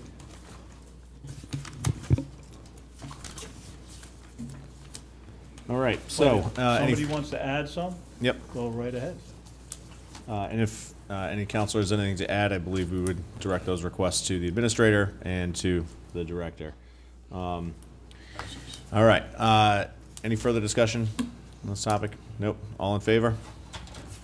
None opposed? Thank you. Thank you, Director Rogers. Next item is interim town administrator discussion and possible vote to award the contract for handicapped accessible walkway and door replacement with lighting and heated walkway in the amount not to exceed $135,000. Mr. Administrator. Thank you, Mr. President. So just as a refresher, this was a project that was approved with gaming revenue in 2022. The initial allocation was for $50,000. So clearly, this is going to exceed that. My recommendation, this is the low bidder. Some of the other bidders were exponentially higher, like over $300,000. That's what, not to cast any dispersions, but that's what happens when you wait 3 years to do a construction job, number one. And particularly with this issue, we are not in ADA compliance with our front walkway. I know the clerk had issues when the state came in and they were doing a site visit during the voting season. We are one trip and fall lawsuit away from having serious liability. So it is my recommendation to the council that we supplement with current gaming funds so we can award the bid, so we can start the construction. With the contract, and I believe it's part of your backup, the front entryway to Town Hall will not be accessible for approximately a month. So it'll be a total redo, and then what we'd have to do is make arrangements to use the walkway going into the town administrator's office for accessibility, both handicap and normal patrons. Mr. President, motion to approve 9F as stated in the agenda, $135,000. Do we have a second? In discussion? There you go, yeah.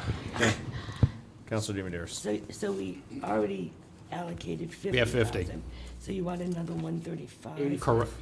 Correct. So it's good, okay. Correct. So that'd be another resolution that the solicitor would have to prepare, which I believe he might have. Right, that's why I'm asking it. So Yes, ma'am. You definitely want the 135? Correct. Okay. Correct. Mr. On top of the Administrator, 50? difference between the 135 and the 50, or the 135? The 135, which is the 50 already allocated. So this is awarding the bid. But Can the I- resolution will be for the 50 that's already been allocated, plus the remaining balance. Just for a point of clarification, item Q on our agenda is Resolution 2025-0011. Mr. Administrator, it's my understanding that in that resolution, the delta between the award of this contract is included, so we would be doing that resolution for the casino gaming tonight. You already have the 50. We already have 50, yep. So this is, You're adding 135 to that, so total is 185. That's what I'm asking, okay. So that's what that was my question, why those were different. correct. So, And there's other items in, that we're gonna go through for other contract awards, which if there is a delta, that's contained in this resolution here. All right, that's where, okay. which is why the number is different. Explain to me the heated walkway. Thank you. Patrick, the heated walkway. Yes, ma'am. Explain that. So, why do we need it? That's So what we I had, wanna know. we have it at the senior center. So I talked to, do? we do. Okay. And I talked to maintenance here. It works well. In speaking with the contractor, it's definitely a doable thing. And on top of that, is it a bit of a luxury? Yes, it is. I won't deny that. However, by the time that we're going to be looking at a new walkway, I'm assuming that unless we're getting a new town hall, this is going to be the walkway that is going to be handicap accessible, but also in the event that there's an ice buildup on the walkway, it'll be as easy as flipping a switch. And then it's installed at the senior center. It works very well. And given the patrons that visit the senior center, we have the same type of patrons that come here. So it was more of a safety add-on that the senior center already has experienced. So, yes, that's Counselor why it was Camino. added to this project. Counselor Go Janik? first. Counselor I can go Janik? First, thank you. Call So, Robert. He's being the gentleman, Robert. so the, chief, the senior center, what's the surface of that walkway? I'm not sure. Like, is that? Concrete. It's Okay. concrete, so it's not painted then? I don't No, believe so. I'm just wondering, sometimes they'll do paint with, like sand in it, so it makes it a little bit less Yes. slippery. What is this going to be? I don't know yet, because this was just to award the bid. The next thing is going to be like a rendition of what it's gonna look like. But in the visits that we had with the bidders, that whole area, because also, this is also gonna include a handicap accessible door. I know, So with Yeah. basically a, Push the push the button that's going to open automatically and close automatically. So, and also the ramps, also the door that is in the town clerk's office, that side door or that front door, that is also going to be repurposed as well to also allow handicap accessibility. Yeah. And it's also going to give some flair to the town hall. So when you walk up to town hall with the railings, with the lighting, that it's going to be not only handicap accessible, but attractive for the aesthetics of the building as well. It says concrete ramp. on the So, steps.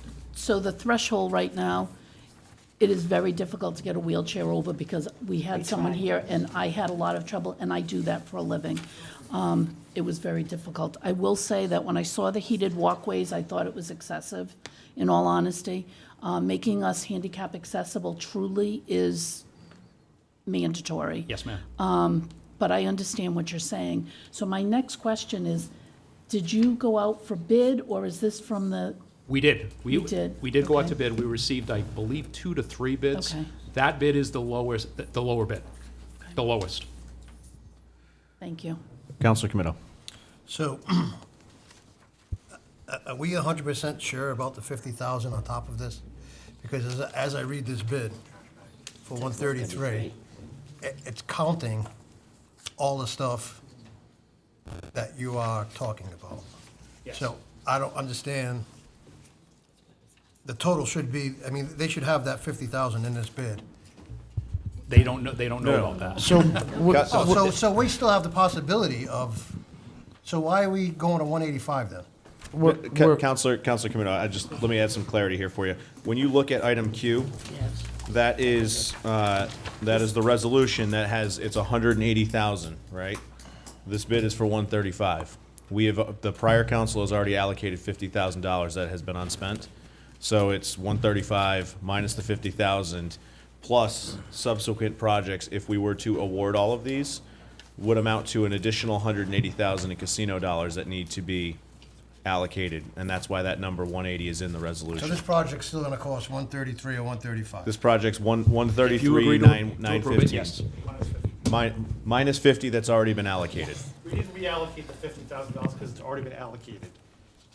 Thank you. And that's why my motion was for the 135 that's listed in the agenda. We're going to, the proper motion which you made was to accept the bid, and then the funding piece is what comes up in the resolution, 9Q. Okay. Any further discussion? Hearing none. All in favor? Okay. Thank you. Thank you. Next item on the agenda, discussion and possible vote from the administrator to award the contract for window replacement for the Tiverton Clerk's Office in an amount not to exceed $15,000. Mr. Administrator or Madam Clerk, would you like to pontificate? It was previously allocated for $3,000. Thank you. We waited 3 years, it's now 15. Mr. President, I make a motion to approve 9G. Okay, so that's an amount not to exceed $15,000. Do I have a second? Second. Motion's been made and seconded by both Counselor Paul and DiMederos. Any further discussion? I would just Counselor- say I looked at this bid, and it's competitive. We need new windows. That's it. Get it done. Will we Counselor be able Camino. to remove the trash bag over the computer? Very good. And Counselor Janik. we should get savings on heating and all that heat that's going on. And just, as Council Comito just commented, I mean, obviously, we're doing a lot of upgrades, and we're getting caught up on some of the upgrades that were previously approved by previous councils, which is a good thing. But one of the issues that specifically with this is computer technology was also approved by you, and we're working through that with installing new computers. But one of the computers that is in the clerk's office sits underneath a window and is specifically used for the Secretary of State and voting. Because the clerk, being the diligent person that she is, and the window is leaking, she covers the computer with a trash bag, just when it rains, just to make sure the computer does not get damaged. So the need to replace these windows, I think, is evident. Okay. Wonderful. Any further discussion from the council? Hearing none, all in favor?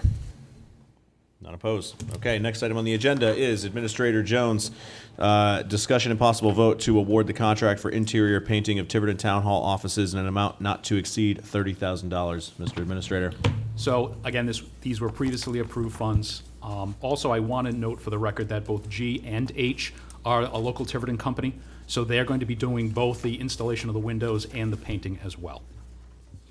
Okay, do I have a motion from the council to award this contract in an amount not to exceed $30,000? Mr. President, I make a motion to approve 9H, not to Okay. exceed the amount of $30,000. Do I have a second? Second. All right, seconded by Counselor Perry. Any discussion? Counselor Janik. What have we previously, we had not previously awarded this? There was previous awards to the clerk's office, I believe, for $10,000, and the treasurer office for $15,000. So it's minor, but we still need more money. Well, because we're gonna do all of it. Yep. We're going to, with all due respect, get rid of this awful tan. Hooray. So we had approved 25,000. Yes. Okay. Any further discussion? Hearing none. All in favor? Okay, none opposed. Next item is Interim Administrator Jones, discussion and possible vote to award the contract for installation and replacement of flooring and carpeting in Tiverton Town Hall offices in an amount not to exceed $50,000. Mr. Administrator, same bat story, same bat channel? Okay. Yes, sir. But I will add that this was the low bid as well, and this also added the council chamber to it. I know that we recently did the council chambers, but if you look at certain areas, like right behind you, there's huge stains there.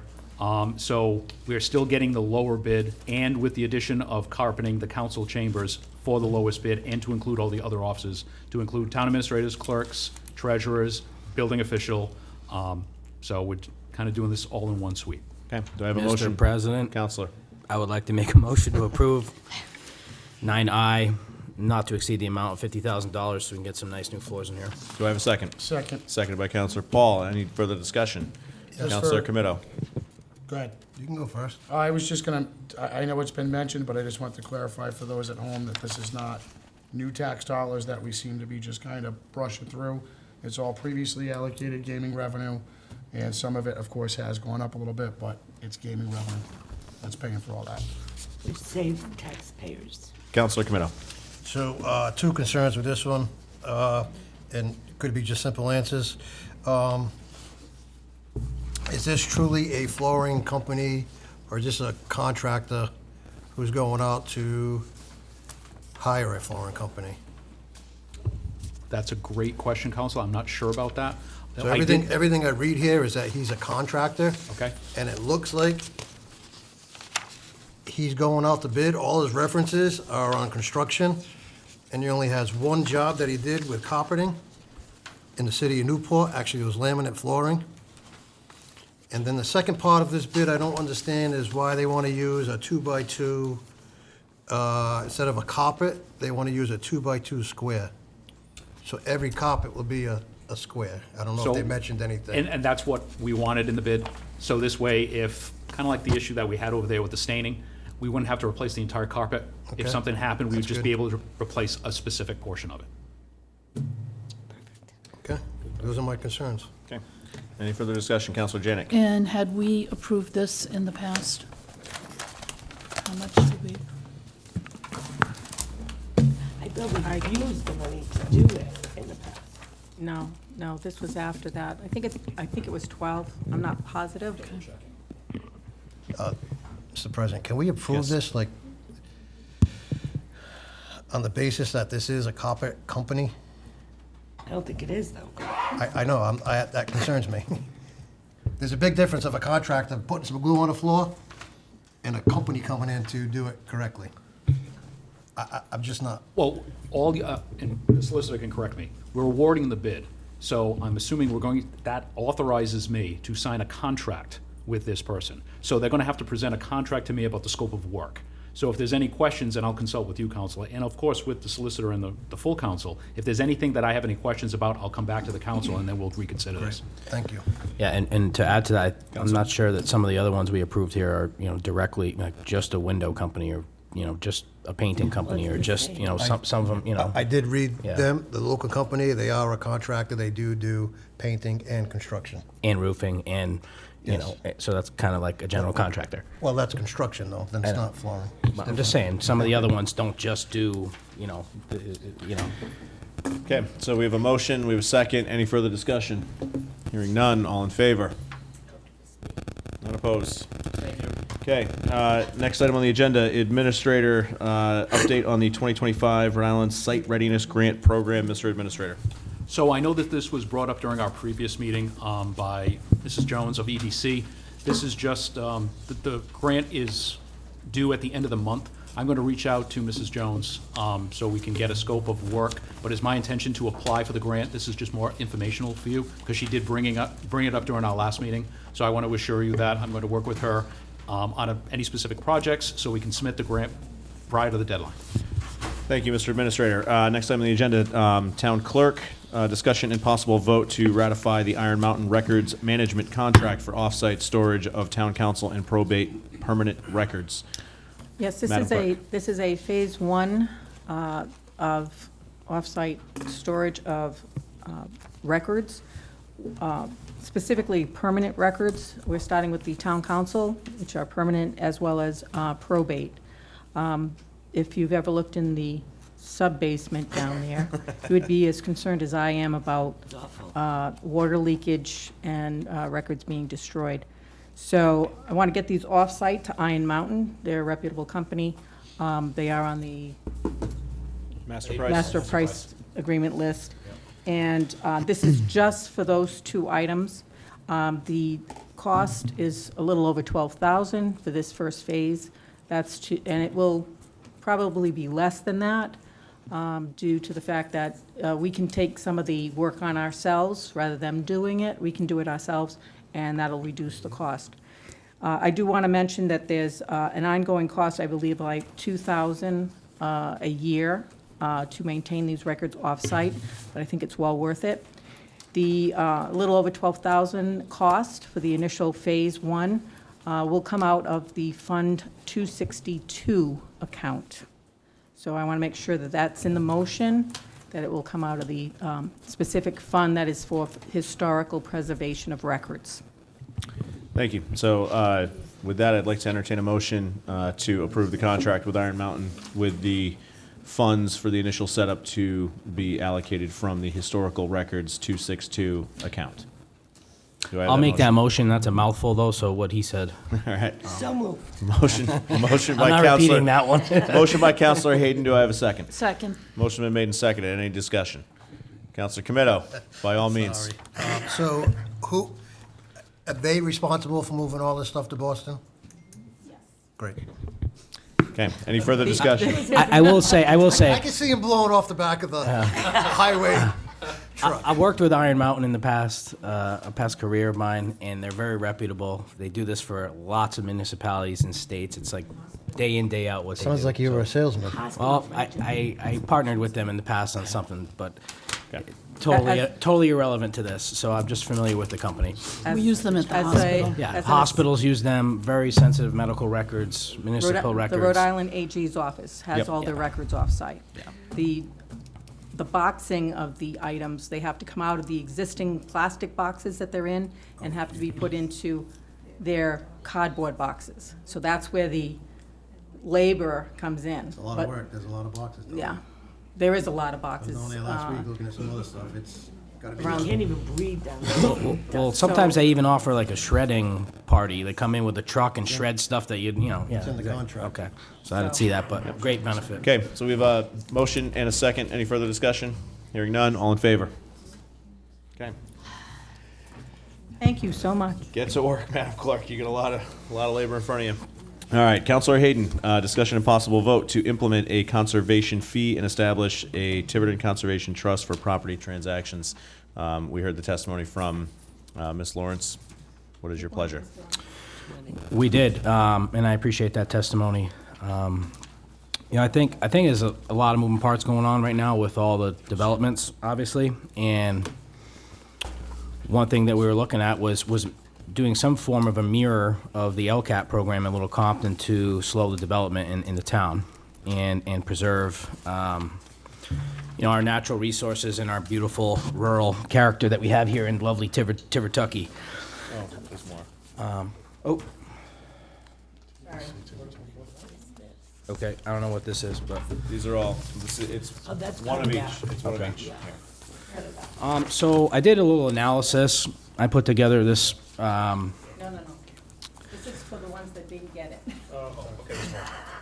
I put together this proposal, and you know, as an example, if you were to purchase a $500,000 house in Tiverton with this model, and the way that Little Compton does any house sale over $450,000, there's a small fee on that excess, right? So the example I put here would be a 4% fee structure for any property price over $450,000. So the example would be, you know, that $50,000 threshold would trigger the fee.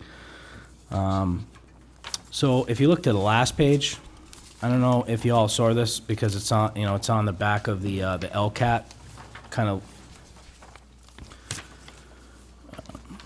the LCAT document. So the last page I put together the financial impact analysis, and this is just an example, of course. If we were to implement a program like this and vote on this, over a 5-year span, it would potentially bring in up to $1.86 million into the town of Tiverton, you know, tax revenues. In addition to, obviously, slowing development and keeping the rural character. So I don't know if any of you have any questions. The numbers I used here, I used, you know, the average sale price, which I got from Zillow and Redfin over the last several years, which may be a little inflated, right? Because property values are a little bit higher than previous, you know, pre-pandemic, if you will. But the median sale price was $480,000 in Tiverton through that time range. I did run this by Tricia with the planning board. I did send this to David Roberts, tax assessor. And I think it was received very positively, so. Mr. Solicitor, you had something to add? So this is a policy issue. In order, Little Compton is able to do this because they have enabling legislation that allows them to pass a fee above and beyond the transfer tax that the town already collects.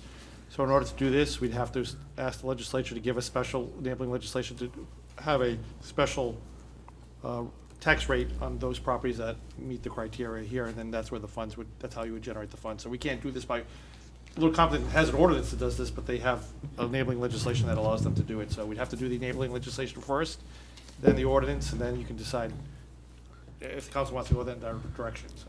So, Counselor, if I may, because obviously it sounds like it's great. Planning's on board, tax assessor's on board. You know, given that we do have the Open Space Commission, Preservation Commission, would you be open to engaging with them? Because ultimately, I'm assuming if we were to implement something like this, the money would have to be put aside for them to use for a specific purpose, such as Little Compton's does. I'd be open to collaborating with them. I do believe that it may or may not be the benefit to create a solely dedicated, new trust that is in addition, above and beyond the current scopes that we already have with land trust and open space conservation. So that we would almost have like a third group. Not to have redundancies here, but there's pros and cons to merging them, and there's pros and cons to starting a new fund and a new trust. So I would just leave it at that, and I would definitely refer to Mr. Bryan. If you wanted to speak about the subject, then I'd be very open to hearing your thoughts on it. Maybe we should send it. Yeah. Yeah. So I get some Counselor concerns and questions. So these fees, they pertain to a single-family home? If somebody's gonna, Any property purchased in the town of Tiverton, so if somebody's gonna build a someone's gonna build land, they whatever that purchase price of so- that land would be, so we're already above paying- $450,000, they would pay a 4% fee with the way this proposal is currently written. Okay, so we already pay a betterment fee. So this would be on top of the betterment fee. I'm not familiar with that. So when you build a single-family home, part of your permit process is you have to pay a certain percentage of the betterment fees, impact fee, betterment fees, that goes to the general fund. So now when somebody, Schools, right? no, it's not just for the schools. It goes to the general fund.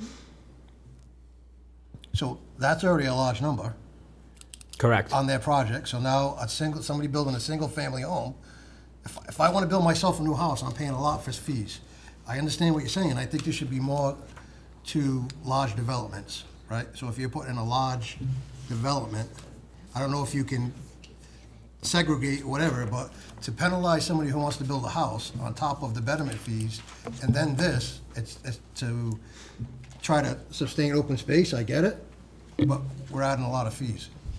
So the Little Compton model is a transfer tax, so anytime property is transferred, so it could be a single-family house, it could be a 20-acre parcel of land, anytime there's a transfer that exceeds that, whatever the amount you set, they pay the extra tax on that. So this is what this is. This is, in addition, they already pay a transfer tax, I forget what it's a percentage per. So if I want to give a piece of land to my child, I'm going to pay this fee. No, that's actually the way they get around it in Little Compton is the family will sell it to their child for a dollar. Quick, So I just Under- need, or I need amount more underneath that information amount. before I can or support you could it. do a quick claim deed as We well. also need to get some input from. Counselor Janik. Concept So- is good, but I just need more information. So this talks about 25% of that would go to land and open space preservation, where we already have money going to them, but in your next item, you want to negate that, which actually the taxpayers voted for. So you can't just negate that. I'm not negating it. But, They're well, two that's- separate items. well, but that's to like eliminate that. The land and open space preservation, I really don't want to play around with any of the money that they get, or if this would change it. They're a group that have been able to obtain large numbers of land for open space for our town, and you may not see them all around, but they're working really hard in the background, and I really wouldn't want to change that. Plus all, taking in this percentage and splitting it between like open space and then property tax reduction, I'm not even sure if that's legal, if you could do that. So, Enabling legislation lets you do whatever the enabling legislation lets you do. That's a fair statement. Yeah. The thing is that people want lower property taxes, and they also don't want development. If we don't have development, we don't have more tax money coming in to lower people's tax money. So we have to find another way to do it. And this is the way to do it. And it's tried, tested, verified, and it works in Little Compton. And it will work in Tiverton. But Blake, I think- Hold on, let me finish. The conveyance tax that you're referring to is a fraction, a drop in the bucket compared to what we're talking about here. The conveyance tax is paid on your deed stamp tax when a house is sold. this is a percentage of the value of the home. It's astronomically different in the funding amount. So they're apples and oranges. You can compare them if you want. And I will speak to the conveyance tax when we get to that agenda item, because there's another reason why I'm requesting that we temporarily amend that amount.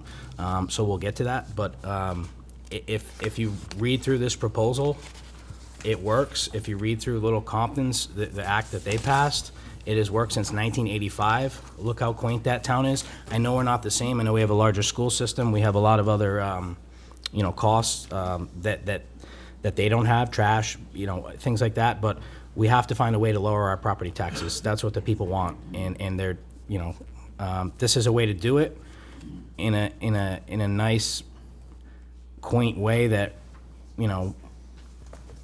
reserves the natural resources in the How does it rural. lower the property tax? I'm not understanding that. Did you read it? So you buy a house.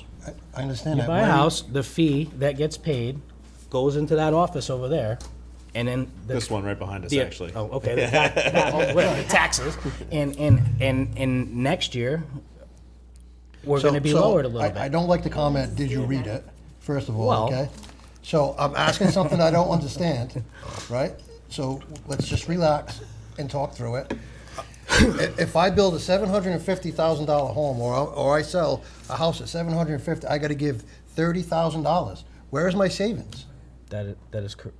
You don't have to give $30,000. The person buying it has to give $30,000. And then he's gonna, You're gonna give that to all the taxpayers, is Yeah, what he's saying. exactly. To pay their So taxes. this demotivates people to develop in the town.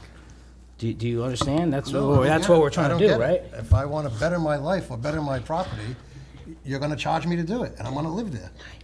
I'd like to. That's not. Counselor DiMederos. I'd like to make a motion to table this right now until we do a little bit more investigation. And I would really like Land Trust and Conservation and Open Space to weigh in on this also. And Second. And- Okay, and motion's been plan. made and seconded. Motion to table ends discussion, correct? Okay. So, all in favor? I guess. Opposed? Thank you. And Counselor Hayden, this is by no means a shot against the work. I think you've done a phenomenal amount of backup here. I think there's definitely some questions we want to answer, and I would love to get open space and land trust and the various parties involved, because I think that what you've outlined is an opportunity for us to increase the amount of money we have for them to go out and do the very important work that they do. I just want to make sure that we get it right with one swing of the bat. So if you wouldn't mind connecting with them, or Mr. Janes is here, and or perhaps we could ask the administrator to set up a time to review it, because I think you're onto something. Yep. Thank you so much. All right, Counselor Hayden, discussion and possible vote to revise current 25% allocation from real estate conveyance tax revenue to better align with town fiscal priorities and land acquisition needs. Counselor Hayden, given the tabling of the prior item, maybe we can put those back together as one. I'd rather not. These are two totally separate. Okay. One is a fee on the property sales price. One is to adjust the current 25% allocation when there is a transfer of a deed stamp and a sale of a property. Okay. So I'd like to continue to move Take it away, forward. Counselor. Yep. So again, we're going through some acquisitions in the town, land acquisitions, and would like to allocate the funding for some of the larger land transactions that we have coming up in the near future to get some of that money back into the budget for I'm not saying this is a permanent vote, but temporarily, would like to make a motion to lower the conveyance tax allocation percentage to 10% from the existing 25%. It is 25%. That was confirmed by Denise, the treasurer. Do we have a? So just, this is by ordinance, so if we're gonna do that. Oh, so we need to So you need to advertise. instruct me to draft an ordinance. Okay. To, All right. So and then we have to advertise it and do the whole thing, because it's by ordinance. 25% was given by the treasurer, so if you have a Hold on, different we're gonna number. look at it, we got it right here. Yeah, okay. Yeah. I think it is. I have an email I can refer to if you need it. If you have the section, it'd be helpful. I believe, and I do believe it is 25%, because I remember. In minimum. Nope, that's Minimum. 25%. Land conveyance transfer tax, a minimum of 25% of all revenues received by the town of Tiverton as a result of the imposition of the real estate conveyance tax as set forth in 4525-1, which is the real estate conveyance tax, shall be placed in a restricted revenue account to be established by the town treasurer under the purview of the Open Space and Land Preservation Commission in accordance with the provisions of the town charter, et cetera, et cetera. So it is a minimum of 25%, so it is, yes. That's it. So if you're gonna change that, you have to change the ordinance. So just That's, to, section 2-95. So I'd like to make a motion for the solicitor to write a resolution to change the current minimum 25% to 10%. would it, It's an ordinance, but, so we'd have to draft the ordinance, correct, the amended ordinance and advertise? correct. Okay. Just so I'm clear, what we're voting on here, so You're Voting on. So this is, Cal- you're authorizing me authorizing you to draft the an ordinance. ordinance for We would- future for consideration to lower that tax, that percentage from 25 to 10. If it passes, I'll draft it. You then come back, you'll see the ordinance, then you'll decide whether you want to advertise it or not, and then you'll have a public hearing if you do advertise it. Because the fee is set by ordinance, you can't change it by any other way but changing the ordinance. And what would the fiscal impact of that be? I am not an accountant. So, before we continue, so we have the motion to direct the solicitor to draft the ordinance as outlined or requested here. Do we have a second? I'll second for discussion. So the discussion piece here would be, at least from my perspective, is that if there is pursuit of the prior item which we tabled, and there is an option there, I think it would be worthwhile to see what the draft ordinance is. We can ultimately, as a body, decide if we're not gonna move forward with the, proposed changes to the conveyance task, as we've asked Counselor Hayden to go back and speak to the other bodies about, then we just don't advertise it. That would be my, That would allow you to have a discussion. at least we'd have a answer the discussion questions and about dive how- into the fiscal I will note, impacts. this was discussed in executive session, and I requested that this one be an executive session agenda item, but it is public, so I just, Because you're amending an ordinance. right, so I just want everyone to be clear. Some of you have missed some executive sessions, so I want you to be all in tune. Well, I've only missed Yeah. certain subjects. in Yeah. the Okay. session. So, One subject. And some of them are related to it. Counselor Janik. I do believe that this was on the ballot some years back. Like You can 10, change it, you can 10 change by or- ordinance. That's just. even though the Yes.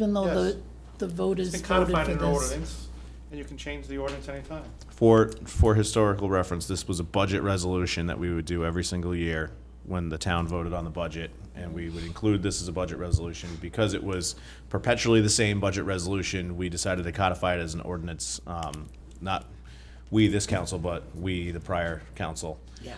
Same goes with the restricting of the funds for improvements in the industrial park as an example. So it is available to be changed, as the solicitor said. So my opinion, see what the ordinance looks like, hash it out then. Councilor DiMederos. I think this is going to affect the open space fund tremendously. And they're doing good work and they're buying land, well, they're in the process of buying more land. I just don't agree with this at all. From the deed stamp I think tax, yes. 25% is. So, Councilor Comito. so by decreasing this, would they receive less funds? Yes. But In a vacuum, sir. if the other part of your plan takes place, funds from that go to this? No. So I don't want to get myself caught in between a rock and a hard spot here. And I'm not sure what I can say because we discussed that in executive session. This is supposed to be a temporary play, as we discussed in executive session, based upon the land acquisition that is Well, you're talking about the underway. it's no longer a secret, you're talking about the purchase of the land in industrial park. Yeah, That's we a said separate- we were that's a- gonna lower the that's a conveyance se- That's a tax. separate, That ordinance. wasn't what we said, that was a discussion. Okay, So, we discussed it, and there seemed to be interest, so that's why I put And I've together, read that's why I those put together minutes. the agenda item, You're looking at me like there's nothing wrong about discussing. No. No, there isn't anything. These are ordinances, these are public documents. and they Okay, have to I just be- want to make sure, No. So back to my question then, this will reduce the amount that open space takes in, Yes. but will they see any part of this program is to bring this 4%, bring some money back to open space? Not On really. purchasing land or to save tax money? That's a proposal to open a new trust or merge that trust with open space and take purchase and sale of 4% of the purchase price of property sold, and that money would go allocate some to the tax office, some to their department. So they'd be getting a huge increase with that program. This one would reduce minuscule because that is only on the conveyance tax. When a property is sold, conveyance tax is, pennies on the dollar compared to a 4% fee of the entire purchase of a property. Okay, that's what I'm just trying to get So- straight. Thank So you. we're sliding this down temporarily while we close on Iceplex, so that those funds that would normally go there can be used for the town for other budgetary items that we okay, I get. see Do you what you're understand? saying. Do you Now I got do you you. guys remember Yep. now? Okay, Yeah, so no, I'm no, not now trying I to see what you're take doing. money from them, then give them money and all that. I'm trying to, we have a land acquisition going on that we'd like to use the deed stamp tax, conveyance tax towards other budget items, but now we have a better plan that's gonna Okay, so just to, improve just, and just give to them surmise. millions of dollars each year, right? Thank you. So, Just trying to So get to- it straight in my brain. yeah. So to surmise, and tell me if I'm incorrect. The idea here is that when we have the transfer tax, if those sales go through and they're ultimately closed upon, is that those dollars would be from that specific property sale would be reserved for use for the town. And then I'm assuming we would then advertise the ordinance and put this back until we got something resolved got on the it. 4%. I don't know if we could do that. I don't understand what you're I trying don't, yeah. I don't- Temporarily ratchet it down to. Yeah, with the ordinance? and then ratchet it back up. Sure, you can change an ordinance 3 times a day if Oh, you yeah. want to, yeah. Well, we have to advertise 21 Correct, days, so. correct, So Okay. just so I'm clear, because I'm sorry to interrupt, Council Vice President. The Tiverton Industrial Park land sale is a subsection of the general 2-95. So if we're talking, are we talking about reducing that as well? That's why I'm confused. There are 2 separate ordinances, there are 2 separate sections of the same ordinance. The first one says a minimum of 25% of net proceeds generated from the sale of any parcel of land within the Tiverton Industrial Park shall go into, shall be placed in a restricted reserve account as established by the town treasurer to be used exclusively for infrastructure improvements. That's separate. Yes. That money goes there. The second one is land conveyance transfer tax, a minimum of 25%, which is state law. When I say the transfer tax is state law, 25% of that is given to the open space committee. So those are 2 separate sources of revenue. Yep. But one is specifically for the sale of the industrial park. So you mentioned something about the transfer of the, I don't know what you're lowering. Again, I'm. Just for the You got it I'm right, gonna John. s- I'm I'm only gonna talking speak about for ya. conveyance tax, not Okay. the 25% Yeah. Okay. that goes toward the infrastructure. And sorry, everyone's so confused. The conveyance tax one, I wanted to get this on the agenda several meetings ago, and it being backed up with the other one here, it's kind of, it seems like it's conflicting, but they're really not. So I digress. Counselor, I believe what you're trying to say you were trying to do is, that sale goes through, that little bump comes into the general fund. You got it, And then we eventually change this back to 25. if you want to. But I'm just saying, as far as the bump to the general fund, that would essentially be one-time additional funds. So even though we could apply it to the next budget, for example, we'd have to be careful to not do that the following, because of it being one-time funds. Well, it's not one-time funds because all the other properties that sell, not just that one, also have deed stamp tax and conveyance tax. And that would, The difference in price, though. that would change, But they- right? they were gonna Well, go there could be a back. $2 million house that sells on Nanaquacket, and the conveyance tax is gonna be more than the industrial property tax, right? It's based upon the sale of the property, right? The conveyance tax. So the conveyance tax is set by state law. It is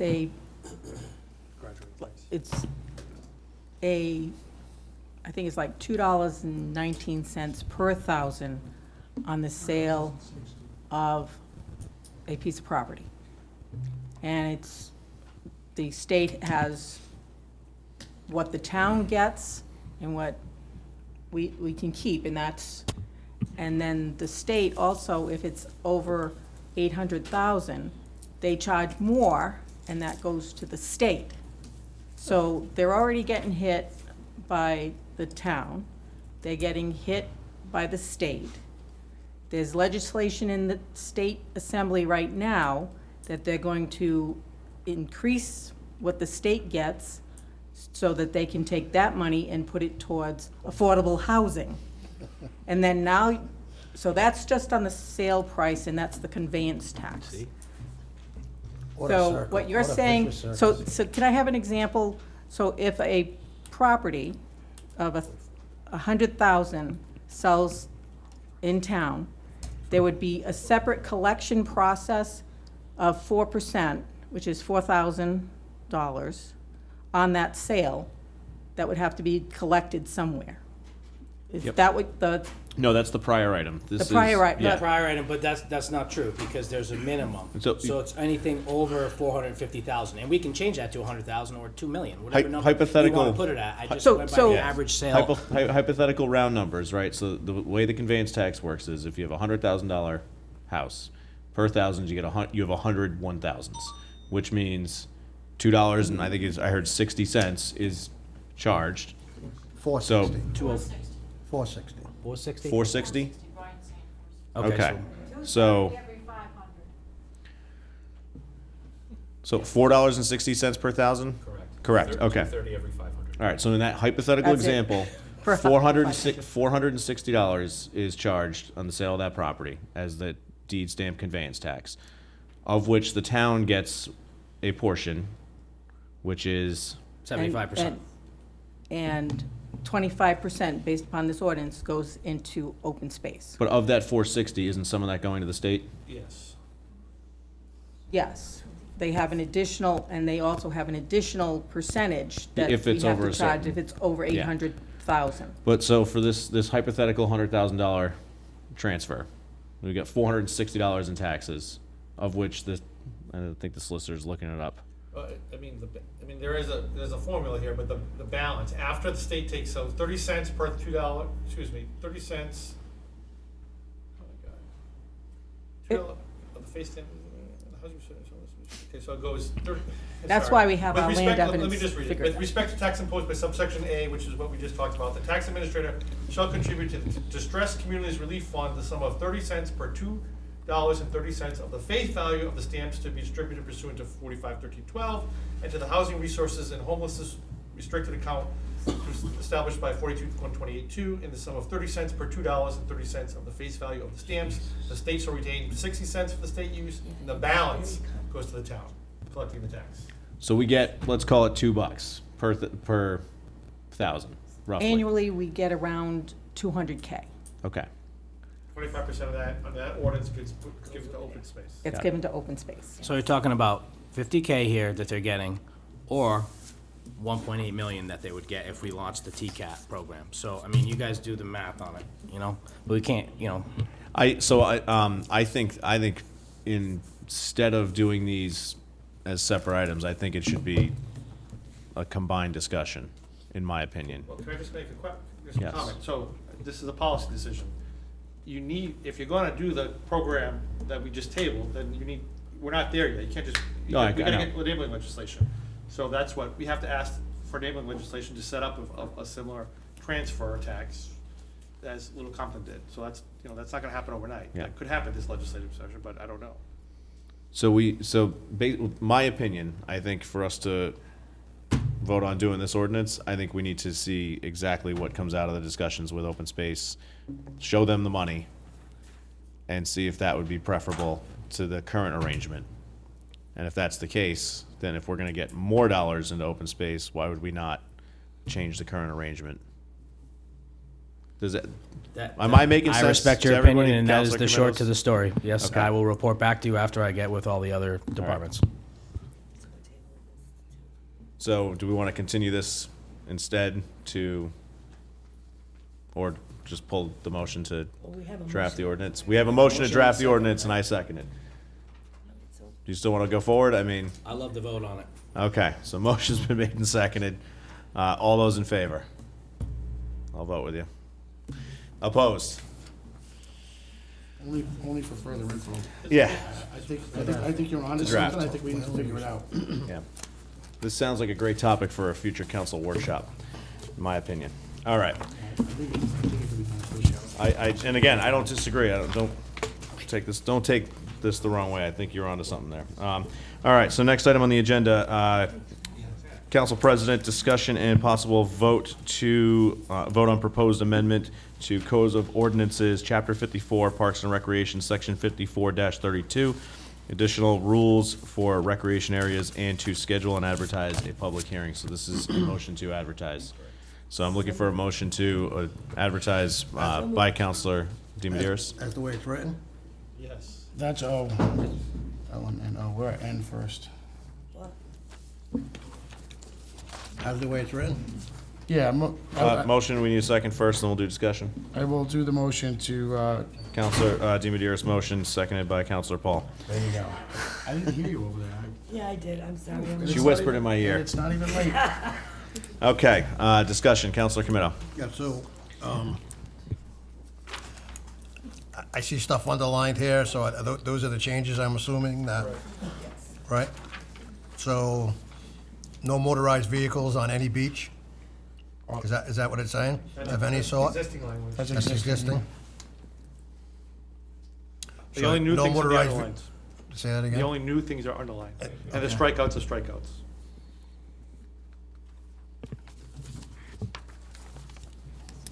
Just adding fees to Correct. cover things, really. Mr. President, Councilor. having You can't take your dog for a walk on the beach?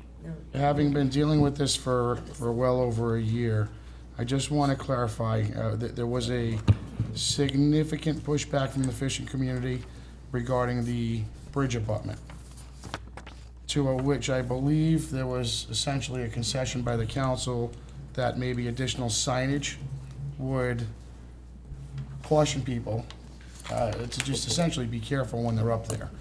Isn't that on the next one? I myself, yeah, but there's also this one here for B1. We're on 9N, 9N. B1. It's two sheets stapled together. And it says fishing shall only be permitted in the specified areas, which at Grinnell's is between the signs. One of the hot button issues last year was the fishing from the bridge abutment. From experience, I go up there with my daughter all the time. These guys aren't just whipping those poles back and casting. They look first before they do it. So, Councilor, if I could just interject. Yeah, just clarifying that issue there. The motion here would be to advertise for the public hearing. But it's gonna be And then amended. everyone will come and yell at us if they're upset about this. But it's gotta And be then we will make It's alterations. gotta be amended. Thank you. So, any further discussion on the advertising It's of gotta this be ordinance? What, I'm sorry? We need to amend the only, because it says at any time in the specified. And we- Again, we can advertise this and then make what those was given to amendments at the public hearing? That's what you gave me. Yeah, but the other part was down here too. Okay. So we don't have to amend it now? No, we don't, we're gonna, Advertise it, we'll amend it later. we will advertise, people will come, they will be upset, we will make changes, Sorry. and then we will pass it. Or amend. Or amend. Did I tell you when I didn't get my nap today? All right, so motion's been made and seconded to advertise. All those in favor? Okay, next item on the agenda. This is Counselor Paul's, but it's for some reason listed under me. Discussion and possible vote on proposed amendment to the Code of Ordinances, Chapter 78, Traffic and Vehicles, Article 3, Stopping, Standing, and Parking by adding Sections 7886 and 7887, and to schedule and advertise a public hearing. Again, this is to send, as written. The motion I'd be looking for is to advertise, as written, and schedule the public hearing. This is all new language, by the way. This is all new language. And again, people can come and yell at us. Oh, I'm gonna be screaming. Yeah. Yeah. Let them come and yell. Motion's been made. Do I have a second? Seconded by Counselor Perry. All in favor? Okay, none opposed. Next item on the agenda is discussion and possible vote on proposed amendment to the Code of Ordinances, Chapter 2, Administration, Article 5, Finance by adding Division 5, Department of Public Works, Road and Bridge, restricted account, and to schedule and advertise a public hearing. Again, this is to advertise on P as written, and if people don't like it, they can come So and ju- yell. Yeah, that's what it is. This is a restricted account when you get reimbursements from the state for these, from the, this MRBP program. MRPP, Yep. what you just voted for the grant, so that's all this does. Looking for a motion to advertise by Counselor DiMederos, seconded by Counselor Perry. Any discussion? Hearing none. All in favor? Okay. That noise is back. We're almost done. Mr. President, based upon the calendar, it would be advertised for public hearing on May 12th. Wonderful. So all three of those will come up for public hearing on May 12th. Fantastic. Next item, Q, Council President, discussion and possible vote on resolution 2025-0011 appropriating funds of $389,715 from the casino revenue account. Looking for a motion to approve the resolution. So moved. So Second. moved. Seconded by Councilor Paul.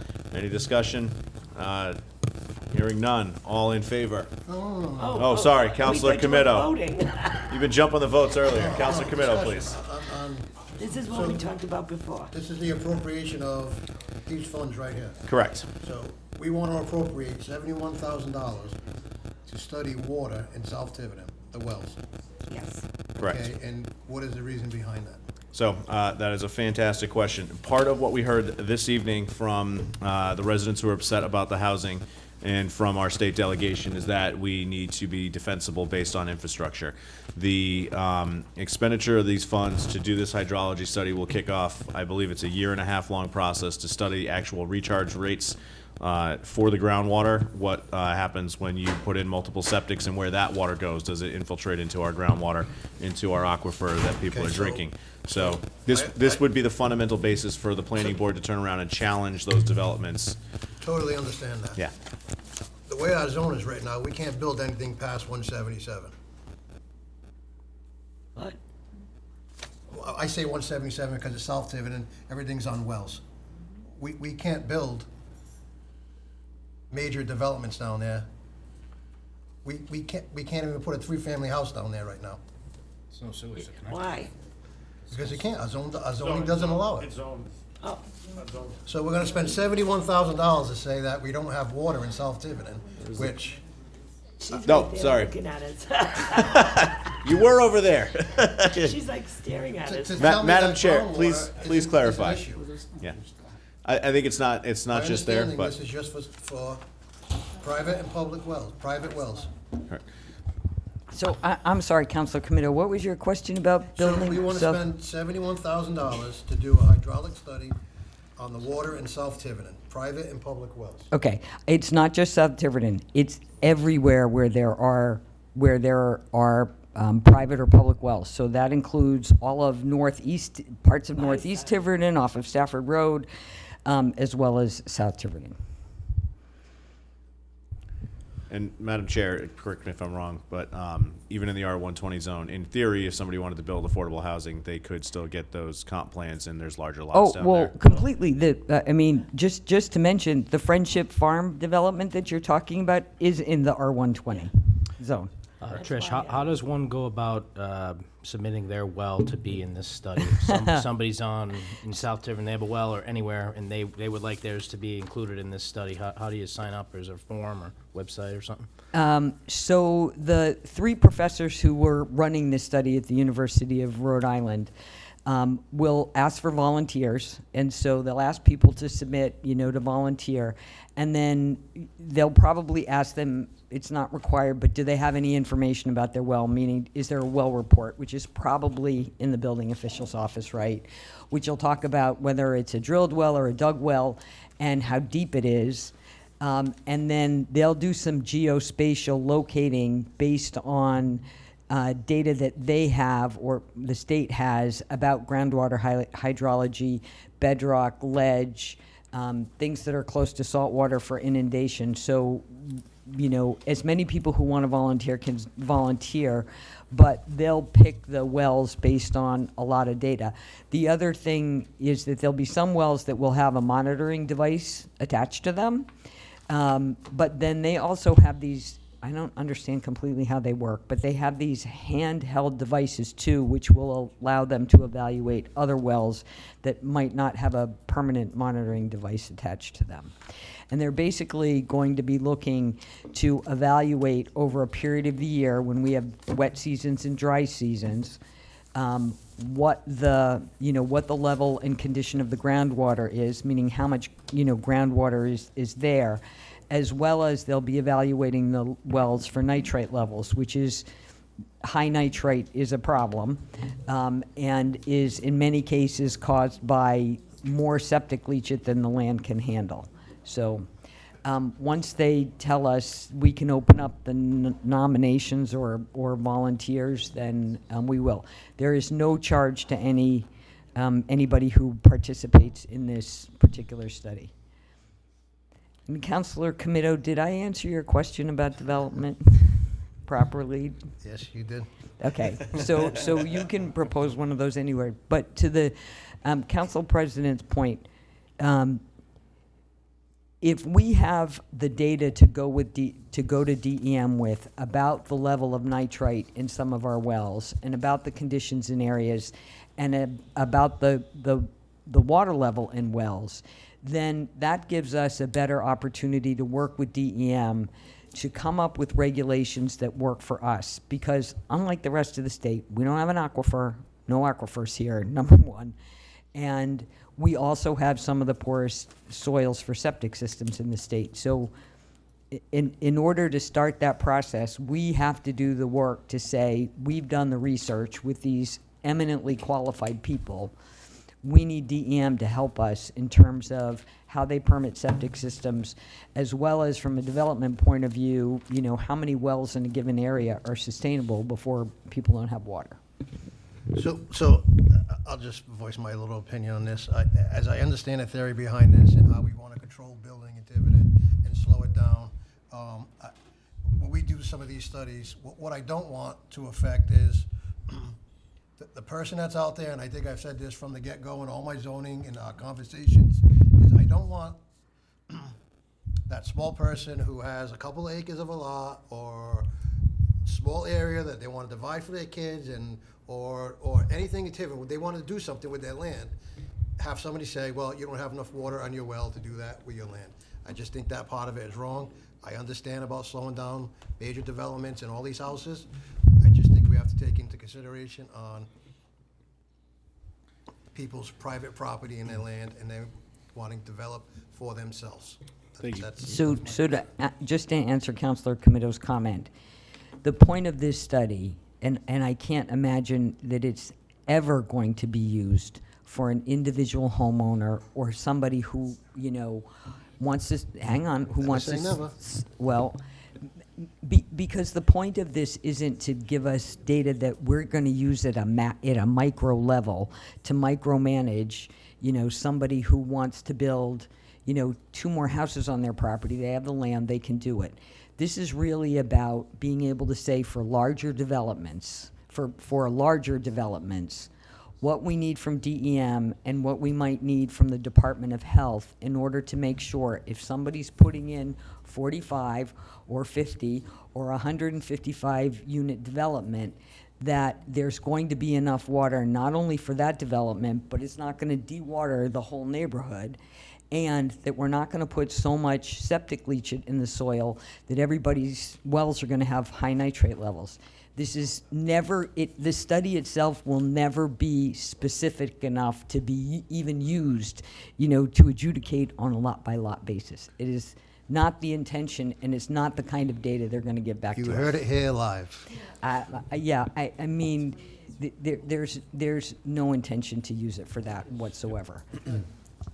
Thank you. And just to reiterate to Councilor Comito, I mean, we heard from the state delegation tonight that, potentially requiring a developer to have an actual on-site treatment facility, which costs significantly more, would slow things down. But if the concern is that DEM doesn't really know what they need to do, then this gives them the data, I think, to force, that type of a system versus a conventional septic in certain areas. So, But only in a certain part of town. Because you are not going to, you want to use city water. Where there's, Where there's yep, wells. where there's wells. Well, so But if Friendship Farms doesn't want to use city water, there's nothing stopping them from drilling all the wells for their water needs. It's my understanding they wouldn't have the access to town water. Well, it comes down staff. It's like 30 grand per well, so there is something stopping them at money. You know, it's much more, I'm it's sure much they have more deep expensive. pockets, trust It's me. much more expensive. But the We ROI have- gets we- diminished. So The we have a ROI well in gets South diminished per Tiverton. unit. We have a well in South Tiverton at Four Corners, one well that feeds the entire Four Corners. There's nothing stopping the development from getting one well. There's one well.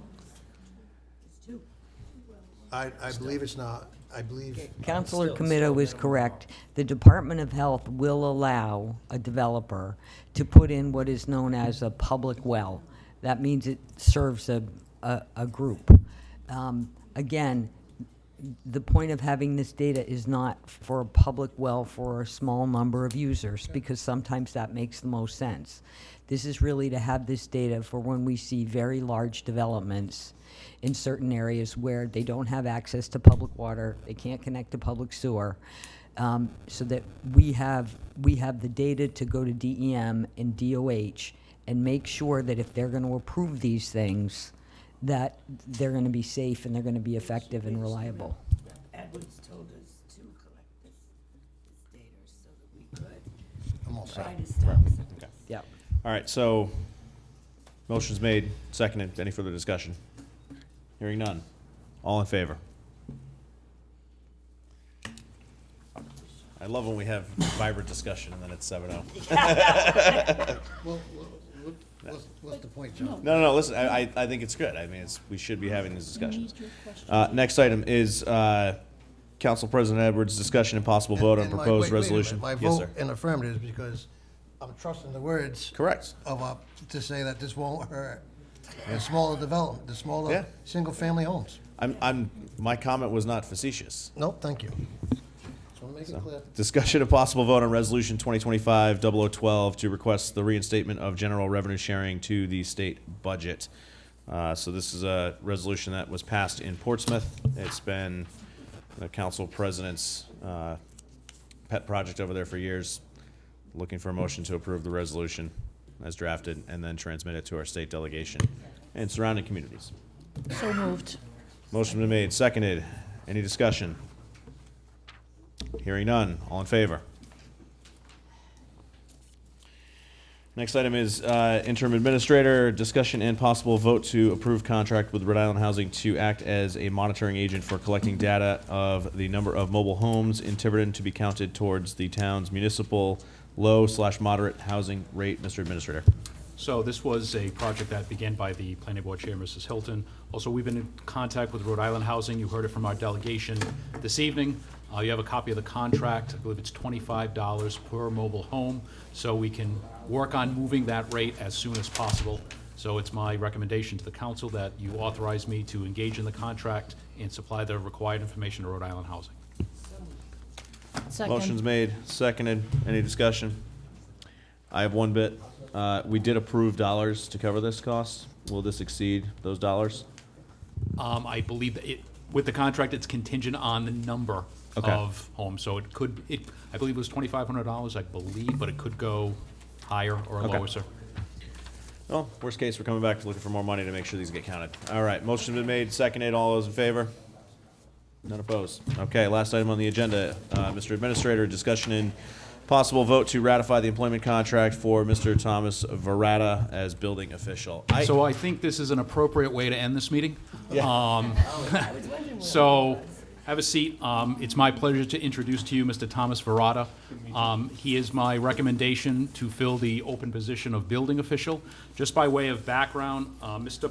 Varatta is currently a senior state building official. He has been filling in as our building official for the past 2 months.